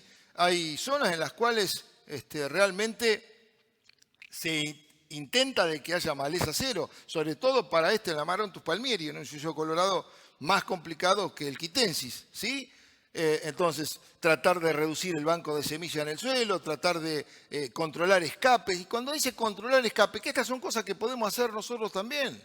Por ahí vemos una planta y tenemos que ir, y habrá que ir con una mochila y controlarla. Y si no queremos ir con una mochila, vamos con una pala y saquemos esa planta. Porque cuando nosotros estamos viendo una maleza que es resistente, ¿saben cuánto hace que viene? No es que de hoy para mañana apareció. No apareció de hoy para mañana. Puede ser. Ahora les voy a mostrar algún ejemplo. Puede ser.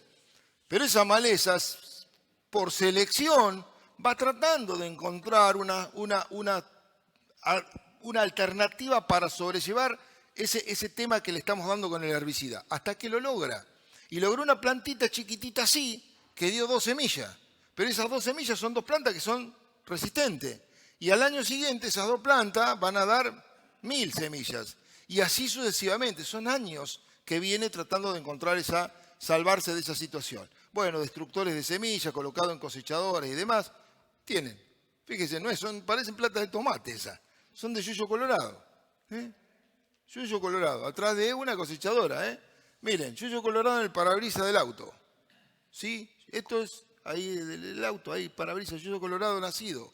Fíjense si tiene capacidades para poder multiplicarse. Y acá tiene un ejemplo fiel de lo que muchas veces pasa y que no somos conscientes. Este es un lote acá, muy cerquita también, de 9 de julio. El lote está limpio adentro. ¿Qué pasó acá? Es fácil, la entrada está acá.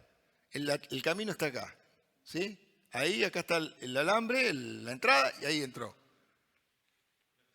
Claro, ahí entró la cosechadora sucia, que venía de cosechar un lote con yuyo colorado. ¿Qué hizo? Dio la vuelta acá a circular para que entre el carro, entre todos los elementos, y ahí desparramó todo el yuyo colorado.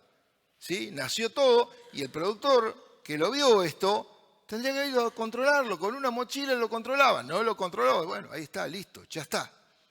Este lote, el del vecino, el del otro, está recontra repleto de yuyo colorado. Entonces hay cosas simples, elementales que podemos hacer para después poder controlar. Planta esta que está arrancada y que la raíz está así, que debe estar hasta más o menos hasta acá el suelo, lamentablemente se hace muy difícil poder controlarlo. De todos modos, productos hay, esto no es para que lo vean, hay desde de preemergente, de presiembra, de postemergente para el maíz. Hay una gama de productos importantes todavía, pero lo que tenemos que tratar es de proteger todo lo que nos queda y ver de qué manera contrarrestamos estos problemas.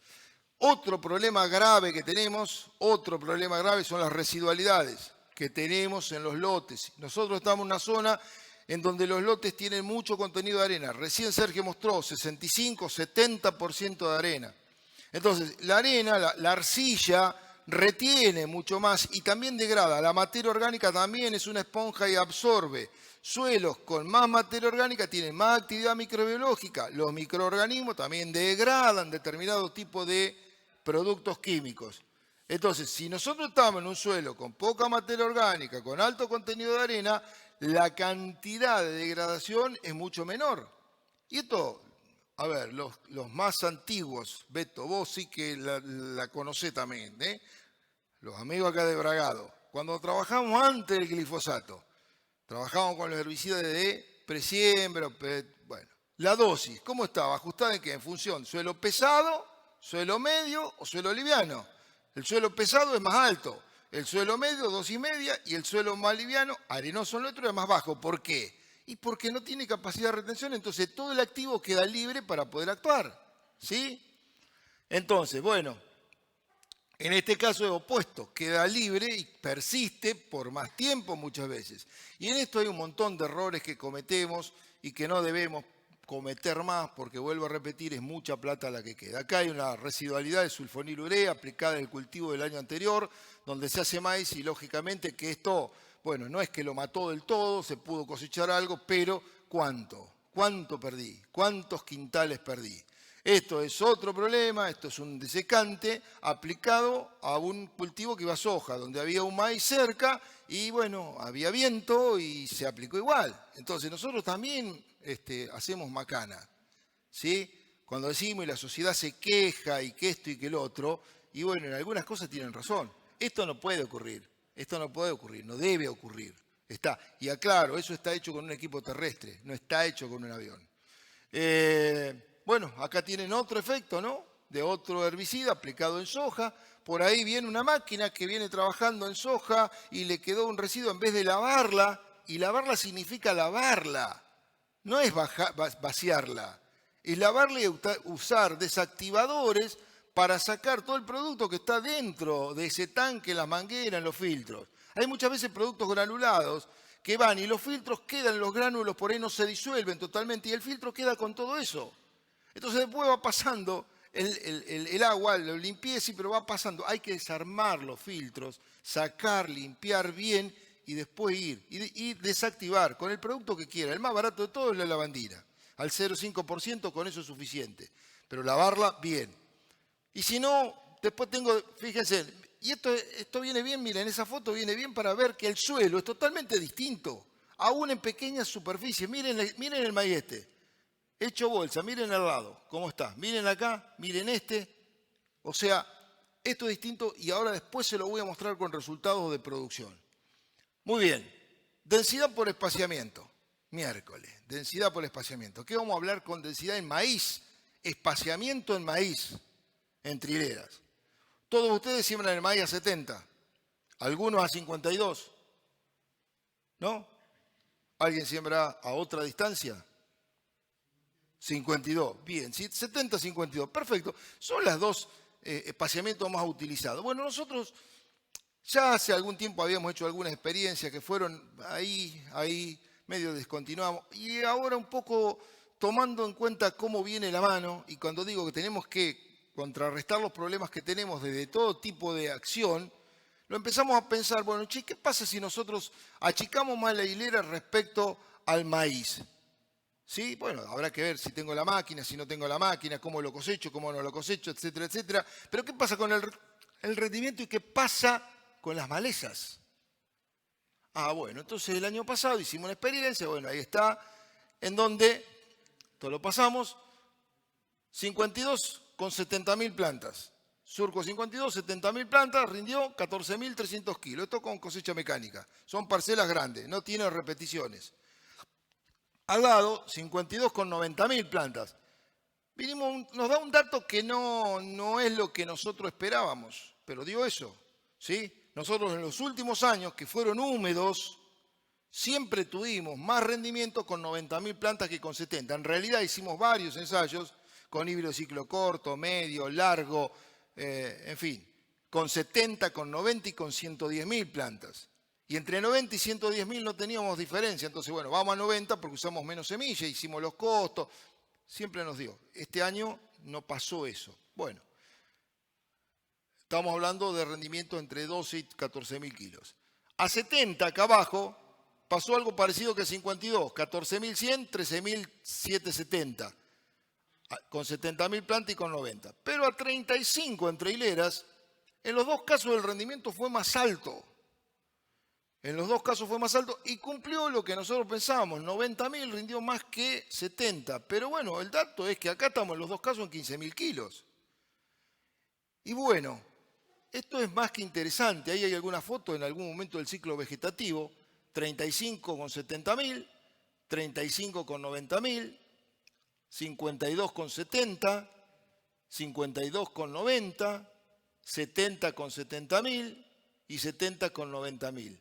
Entonces, ¿qué es lo que tenemos acá? Si nosotros logramos una buena uniformidad de siembra, lograríamos un espaciamiento equidistante prácticamente. 90.000 plantas a 35 significaría tener una planta dentro del surco a 32 centímetros, una de otra. A 32 centímetros tengo una por 35 entre hileras. O sea, le estoy dando el espacio adecuado de luz, de aire, de raíz, de todo para que la planta pueda prosperar. Pero lo que yo creo es importante es que cubro el suelo muy rápidamente. Entonces, ¿cuál es uno de los problemas que estamos hablando? Malezas, que cada vez más grave. Bueno, yo si le hago sombra, si no hay luz, por eso que tiene que ser eficiente la siembra, lograr que cada semilla se transforme en una plántula, lograr la cobertura rápida, no va a poder germinar la semilla. O sea, muchas semillas necesitan sí o sí la luz. Cuando se hacen promociones de regras, ¿Por qué germina el regras sin sembrarlo? Cuando yo quemo. ¿Y por qué entra luz? Si no entrase luz, no germinaría. Bueno, esto es lo mismo, sea para esa o para otra semilla. Entonces, ese es un tema que lo vamos a seguir trabajando. Hay muchas cosas para poder trabajar. Quizás se pueda hasta utilizar una dosis menor de herbicida de un preemergente. Quizás, no digo que se pueda. Porque si yo logro cubrir rápidamente el suelo, no entra más luz, listo. Si yo llegué con el herbicida hasta ese momento, ya está. ¿Para qué quiero echarle más cantidad? Podría por ese lado trabajar. El tema fertilidad. Yo creo que un poco por qué pasó eso es por la fertilidad. Nosotros usamos un paquete de fertilización bajo. Ahí eran 200 kilos de urea y 120 kilos de mezcla, nada más. O sea, 300 kilos, 320 kilos de fertilizante. Entonces, yo creo que por eso 35 lo aprovechó mejor para mí que los otros espaciamientos. Y posiblemente acá este año trabajemos con distintos niveles de fertilidad. Vamos a ver, lo que pasa es que le empezamos a meter muchas cosas y cada vez se hace una bola grande que después es muy difícil poder interpretar todo.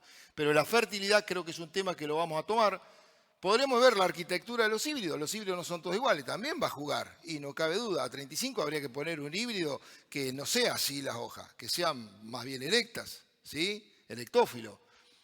Dosis de herbicida, lo acabo de decir. Bueno, ciclo del híbrido también va a jugar. Bueno, y hay más cosas para poder hablar. Este año nosotros hicimos el ensayo de comportamiento varietal de híbridos en siembra temprana y en siembra demorada. Y vamos a ver algunas cosas. Está publicado, ya les mostré dónde está y ahí pueden encontrar toda la información. Pero acá están los datos. Pero vamos a ver número y número y número y nos vamos a cansar mucho más de lo que estamos ya. El paquete es un paquete mínimo, vuelvo a repetir, ahí tienen de nuevo 210 kilos de urea y 120 kilos de mezcla, o sea, es que le va para uno que usa poco y para el que usa mucho seguro que es muy bajo. Pero bueno, en algún momento hemos trabajado con dosis muy alta y también, es decir, cuántos son los que van a poder aprovechar esa información. Y te dio ese resultado porque está echando 500 kilos de fertilizante. Bueno, entonces no es tan fácil. La condición ambiental. Estas fueron las lluvias que se registraron y creo que esto explica una parte importante de la película de lo que pasó el año pasado para nosotros, por lo menos, o creemos. Fíjense, veníamos con lluvias durante la época primaveral, septiembre-octubre, más o menos normales para nuestra zona, diciembre inclusive, con valores que están dentro de la media, y en enero, acá en enero se llovió todo. Fíjense que hay más de 350 milímetros en un solo mes. Y después febrero, nada, o sea, muy poquito. Y marzo, bueno, un poquito más de lo que habitualmente llueve, del histórico. Entonces, esto pudo haber jugado para un lado a favor o en contra y viceversa. Ahora lo vemos.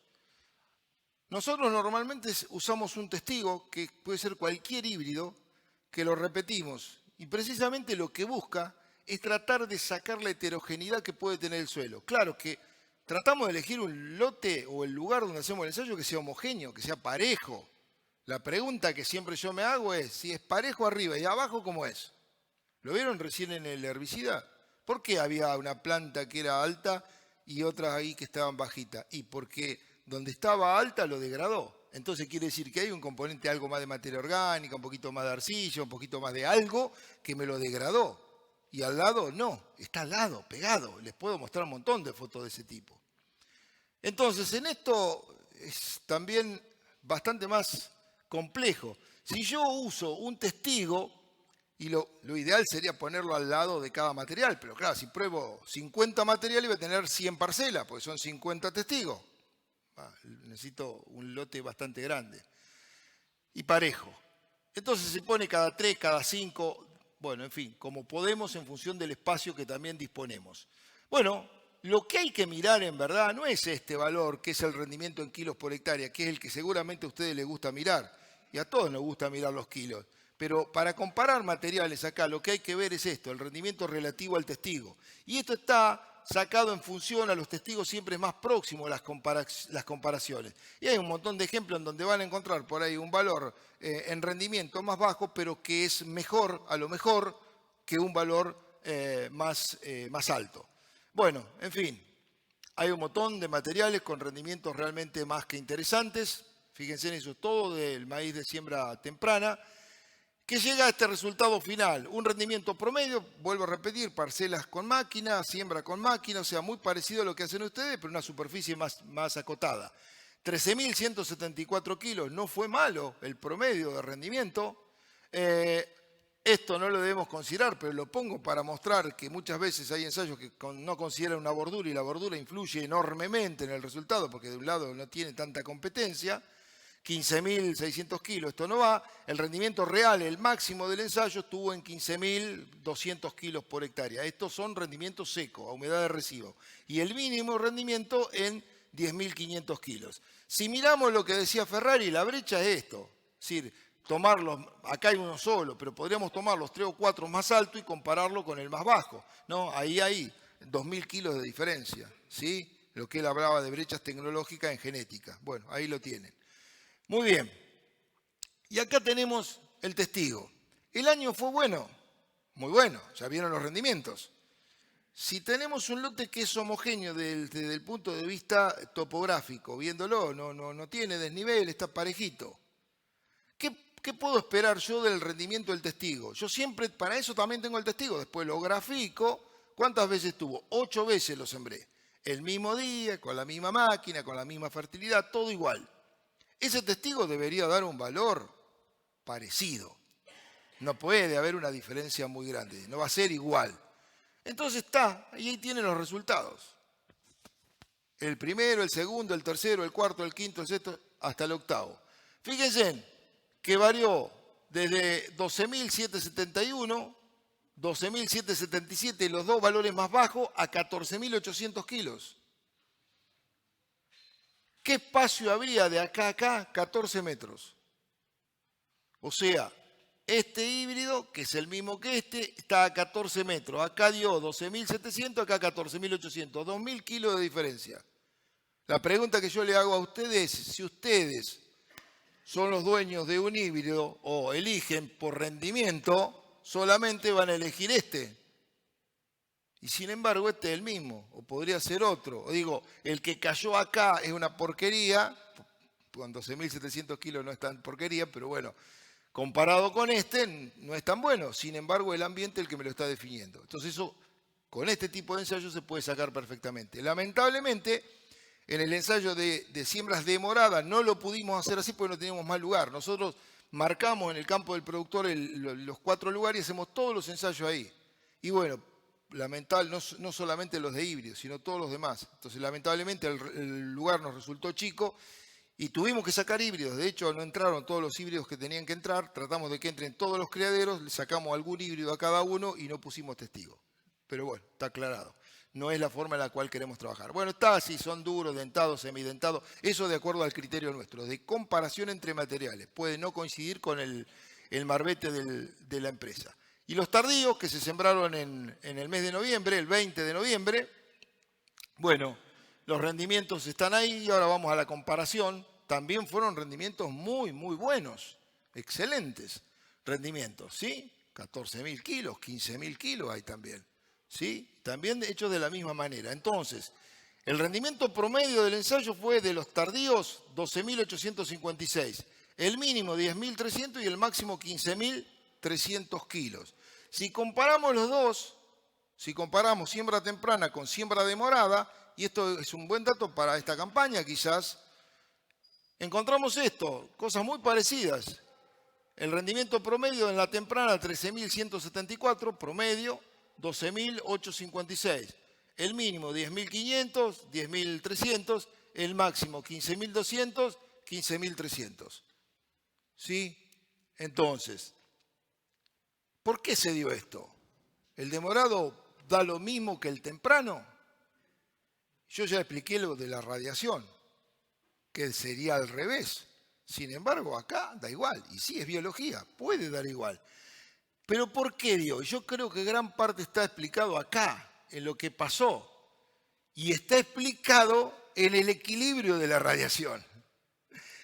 Acá, fíjense, entre diciembre y enero, donde tengo el periodo crítico de los maíces sembrados tempranos, llovió y recontra llovió. Si llovió, el cielo está nublado. Entonces, la cantidad de radiación La radiación se mide por la cantidad y la calidad que llega a la planta. Entonces fue poca, se quedó con poca luz esa planta. En cambio, los sembrados de morado tuvieron todo el agua que le llovió acá, porque esto entró, quedó, y acá no tuvieron lluvias. O sea, tuvieron días más luminosos, o sea, días cortos, pero luminosos. Por lo tanto, equilibró al otro. Y por eso llegaron a rendimientos equivalentes. ¿Sí? ¿Qué hacer este año? Bueno, habrá que ver. Primero, agua, cuánto hay abajo, a qué altura, si la va a agarrar o no la va a agarrar. Segundo, si creo en el pronóstico que me están dando, que me dicen que no va a llover mucho, bueno, quizás en aquel lugar que no tenga agua disponible, una siembra demorada puede hacer que el periodo crítico me caiga más acá, donde la curva empezaba de precipitación o de probabilidad empezaba a aumentar. Entonces, por ahí podría ser una alternativa, a donde voy a digamos, mucho más, busco un poco más de estabilidad. A lo mejor no de rendimientos tan altos, pero más estable. Entonces, podría ser una alternativa. Y si no, bueno, aquel que tiene que sembrar mucho, no me cabe duda de que trataría de dividir los huevos, ponerlo en distinta canasta, ¿no? En aquellos lugares que tengan APA cerca me iría temprano, y en los que no tenga tanta APA cerca me iría a una siembra más demorada. Curva de N, bueno, vamos rápido con lo que queda. Esto también lo hicimos el año pasado, fuimos hasta 200 kilos de N. Está interesante este tema. Encontramos una curva, encontramos una caída. O sea, que acá en la dosis de 160 kilos de N, 160 kilos entre lo que había en el suelo y lo que nosotros aplicamos, se paró. O sea, no siguió creciendo el rendimiento, se plantó ahí. El rendimiento del testigo fue un rendimiento altísimo, ¿sí? Muy bien, entonces, ahí tenemos un análisis clave. Este ya está viejo, lo hice hace 2 días, pero ya envejeció.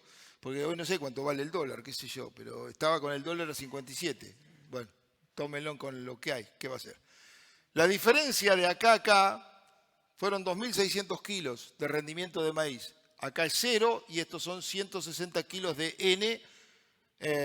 En realidad, aplicados son 100 kilos porque el lote tenía 66 kilos. O sea, la disponibilidad de nitrógeno en los primeros 60 centímetros era de 66 kilos. Entonces, nosotros aplicamos 100 kilos de N, equivalente a 220 kilos de urea, más o menos. Entonces, si yo hago la cuenta, acá la respuesta es correr la coma, ¿no? Son 100 kilos de N, la respuesta son 26 kilos de maíz por cada kilo de nitrógeno aplicado. Esa es la eficiencia que estoy teniendo. 26 kilos de maíz por cada kilo de nitrógeno aplicado. Si hago las cuentas, el costo de nitrógeno en ese momento la urea estaba a $425. No sé cuánto vale hoy, pero bueno, ahí eran $0,92 el kilo de nitrógeno. Sería de nitrógeno, no de urea. ¿Está? Serían, vamos a hacer cuenta redonda, 2 kilos de urea. 92 centavos de dólar. Entonces, yo necesito, para pagar, ¿cuántos kilos de maíz necesito para pagar cada kilo de nitrógeno? 7,4. Si yo tengo 26 de respuesta, 26 menos 7,4, me están quedando 18 kilos libre. Al precio que tenía el maíz, que en ese momento eran de $125 la tonelada, me están quedando 29 pesos por cada kilo de nitrógeno aplicado. O sea, realmente más que interesante la respuesta. Y en lo que respecta a la liberación, el suelo tuvo una tasa de liberación muy grande, por eso el testigo también explica ese rendimiento y las condiciones que tuvo, ¿no? Había 66 kilos en el suelo, el testigo rindió 11.000 kilos, o sea que tuvo un requerimiento de 230 kilos, o 236, si le restamos a los 66, acá no hay eficiencia, no hay nada puesto, una cuenta redonda, nada más, me dice que mínimamente el suelo tuvo que haber liberado esto, 170 kilos, liberó mucho más, seguro, porque no hay eficiencia 100, ¿sí? Entonces, eso también tienen los suelos de nuestra zona.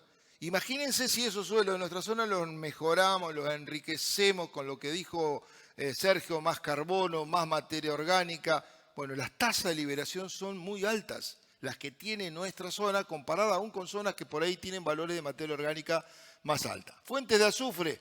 Bueno, en fuentes de azufre hemos trabajado, acá hay una mezcla importante de productos, ni siquiera algunos son comerciales, Prácticamente lo que me importa es que ustedes vean que es testigo, todos tienen la misma cantidad de nitrógeno y de fósforo, y acá los kilos de azufre aplicado varían entre 25 y 27, o sea, más o menos igual. ¿Qué pasó? El tratamiento 1 respecto a los demás, y lo que pasó fue esto. Fíjense en que en todos los casos la respuesta más baja fue de 1.600 kilos y la más alta de 2.000 kilos por hectárea por el azufre. Estamos hablando ahí de rendimientos que llegamos a 17.000 kilos. Estos son en ensayos más chicos, lógicamente que cosecha manual, con trillo manual, hay lógicamente una, digamos, sobreestimación si lo llevamos a una superficie más grande. La respuesta entonces, el promedio fue de 1.700 kilos. Y acá volvemos a lo que yo planteé en la charla de trigo. Los que estuvieron se van a acordar, que yo les dije, acuérdense que cuando arrancamos con el azufre nosotros decíamos que con aplicar pequeñas cantidades de azufre era suficiente. 5, 7, 8, 10 kilos de azufre por hectárea estaba bien. Bueno, eso le dije, ya terminó y se lo mostré en trigo porque este mismo ensayo se hizo en trigo. Y la respuesta fue de 2.000 kilos por hectárea, promedio. ¿Sí? O sea, rindió mucho más aún el trigo en respuesta que el propio maíz. Y les decía de que teníamos que estar pensando a futuro de aplicar dosis más altas, dosis que puedan rondar los 20, 25 kilos de azufre por hectárea. Qué sé yo, tomar sulfato de calcio serían 100 kilos de sulfato de calcio por hectárea.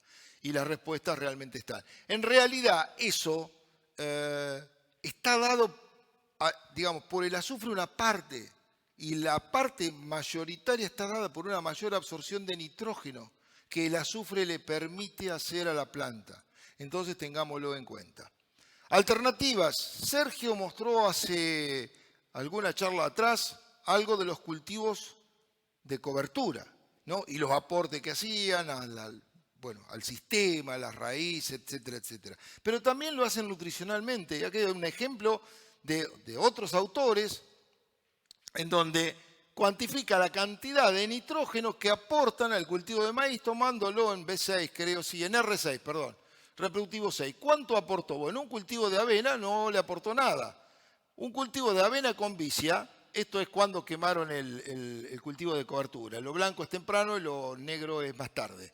Bueno, aportó una cantidad importante. Fíjense en la vicia sola, cuánto aportó. E inclusive aportó más cantidad que digamos, el mismo lote fertilizado con nitrógeno. Entonces ahí seguro que se juntan algunas otras cosas. Pero es importante, muy importante. Y acá tenemos alternativas combinadas.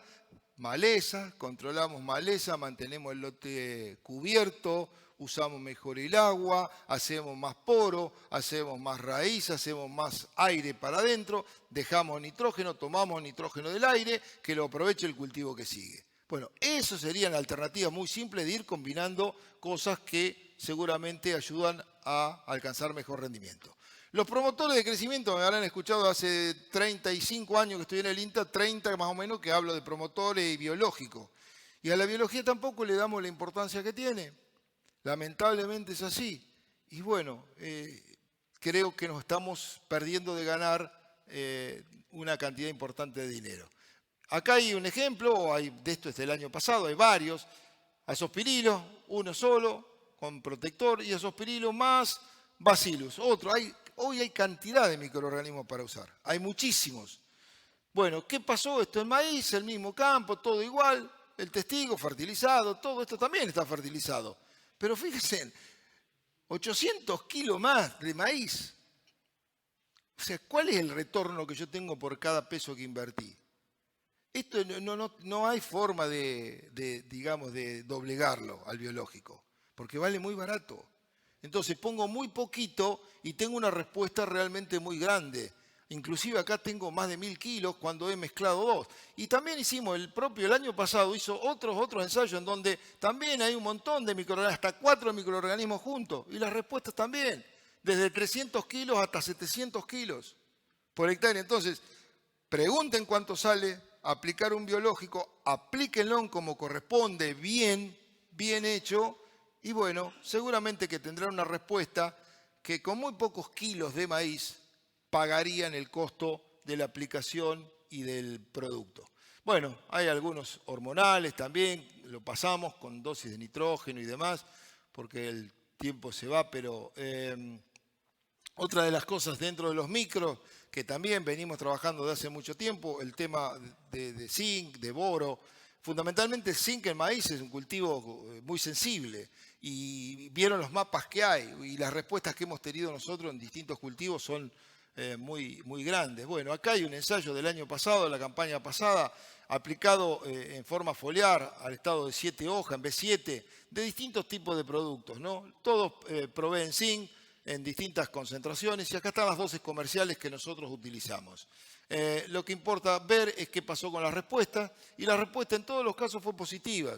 En este caso, seguramente que este producto que está usado acá todavía la dosis baja. Acá es 1 litro, vuelvo para atrás, y es el mismo producto 1,5 litros. Y hay una diferencia realmente importante. Entonces, posiblemente a lo mejor si usábamos una dosis más alta todavía, a lo mejor llegábamos a los valores de respuestas que hay acá, que están entre 1.500 y casi 2.000 kilos por hectárea por la adición de zinc. Entonces, todo este tipo de cosas realmente se viene. Algunas cosas más en lo que hace a la parte de fertilización foliar. Por ejemplo, acá hay un compuesto que aporta nitrógeno, fósforo, potasio, azufre, el mismo más azospirilo, sí, un promotor biológico aplicado foliar. Ya lo hemos mostrado que se puede llegar a hacer. Lógicamente, yo lo aplicaría primero a la semilla. Esto sería un complemento, no iría solo a la parte foliar. Habrá una mortandad, debe haber, hay alternativas utilizando aceite para protegerlo un poco, para que pueda penetrar dentro de la planta y que los rayos solares no me maten mucha cantidad. Acá tengo el azospirilo solo, tratamiento 4, solo, estos son aminoácidos y acá tengo un compuesto que aporta zinc, ¿sí? Bueno, perfecto, también está aplicado en B5, entre B5 y B7 y ¿qué miro acá? Bueno, de nuevo, lo que está en rojo son las respuestas, 963 kilos, 631, 581, 1266, 1287 kilos. Otro trabajo, ahí tienen zinc, otro trabajo con zinc. Respuestas positivas también. Y no busquen el análisis del suelo, decir, bueno, a ver, tengo una parte por millón o menos de uno, porque las respuestas no es tan terminante. Puedo tener un lote con 1,3, 1,4, 1,5 partes por millón de zinc y tener respuestas. No está ajustado al muy finito el tema de los límites críticos. Bueno, en maíz tardío también lo hemos hecho, también hay fertilizaciones con complementos de foliares que también responden. Y ya termino con esto porque se fue largo. Esta era la situación de los americanos a mediados del mes de julio, en donde si tomamos el maíz, decían que el grueso del maíz de ellos estaban con problemas de agua, ¿sí? Y que solamente era una pequeña proporción que estaba en un estado favorable, lo que está en verde. Esto es Estados Unidos.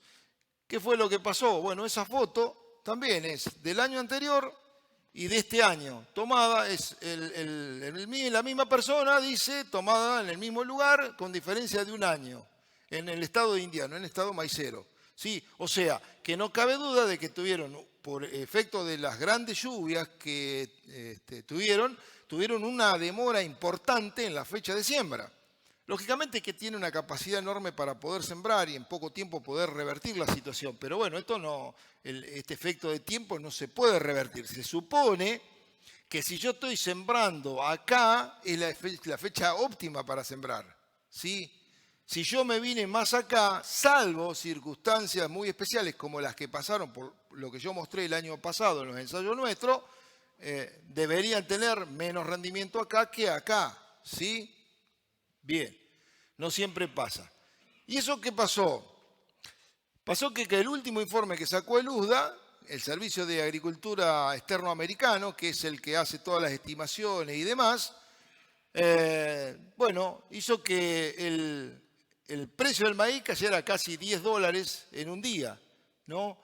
¿Por qué? Y porque salió el USDA a decir que tendrían 353 millones de toneladas de producción, cuando la estimación anterior y de los privados era de 335, o sea, 18 millones de dólares, 18 millones de toneladas más están diciendo, con una fecha tarde. Bueno, ahí está, yo te lo pregunto a vos. ¿Cuánto es verdad y cuánto es especulación? O sea, antiguamente el USDA era muy creíble, Pero hoy en día toda la parte, digamos, política y comercial y económica juega terriblemente. Ustedes imagínense, salió Lula, dijo esto, bajó $10 el precio. ¿Cuántos negocios se pudieron haber hecho ahí? ¿Sí? Muchos. ¿Y cuántos más? Entonces, no sé cuánto es cierto y cuánto no es cierto, pero bueno, esa era la situación en Missouri en abril de este año, por ejemplo, ¿sí? Así que parecería poco probable el otro. Esto es el cuadro de situación, esto es real. Esto es imagen del estado de agua. Estaban en la lona en mayo, ¿sí? Ahí estamos en junio también con mucha agua. O sea que es real o no, veremos. El tiempo lo dirá. Con esto terminamos. La cosa no es fácil. Está complicada, no cabe duda, pero va a depender de nosotros encontrar soluciones. Ese señor le dijeron que la nafta se iba a 100 pesos el litro. El Vilita lo hace andar a gas. ¿Lo ven? Ahí está el regulador. Está todo blanco del gas. Es cierto, no es mentira, ¿eh? Y tiene un generador también, un grupo electrógeno que también lo hace andar a gas. Muy bien. Lo que quiero decirle para la parte final es que toda situación turbulenta va a representar seguro que una gran amenaza, ¿sí? O puede ser también una buena oportunidad. Entonces, el mundo siempre va a tener situaciones turbulentas y nosotros ya estamos recontra acostumbrados a tener situaciones turbulentas. Campeones. Bueno, exactamente. Entonces de nosotros va a depender que estas situaciones se transformen en una amenaza como estaba ahí o en realidad una brillante oportunidad. O sea, se puede, hay que seguir para adelante, no queda otra. Ese no le está pasando nada bien, ¿no? Está viviendo una situación turbulenta, pero podemos encontrar otra situación como esto, que le están pasando bastante bien. Ingenio, estarán viendo un partido de algo, no sé de qué cuerno, pero si hicieron una pileta ahí con un silo bolsa, fíjense qué fácil, fresquito y viendo el partido. ¿Se dan cuenta cómo pueden cambiar las cosas? Bueno, un agradecimiento entonces a todos los que colaboran en las experiencias, a productores, a empresas, profesionales, estudiantes, a pasantes, a todo el personal de la agencia del INTA 9 de julio, de la cual formo parte, y muy especialmente, de verdad, a todos los productores, como Sergio los nombró hoy, en el caso de la escuela, la cooperativa, los productores de 9 de julio, no a ninguno en particular, sino a todos los que realmente nos dejan hacer los ensayos en los campos de ellos. Nosotros no tenemos campos propios y que realmente tienen una paciencia enorme en soportarnos y en aguantarnos durante todo el ciclo de cultivo. Así que el tiempo se terminó, esto acaba de sonar recién todo lo que había puesto. Ya está, me callo la boca, muchachos, gracias por todo. Buena cosecha, pese a lo que hablamos, y bueno.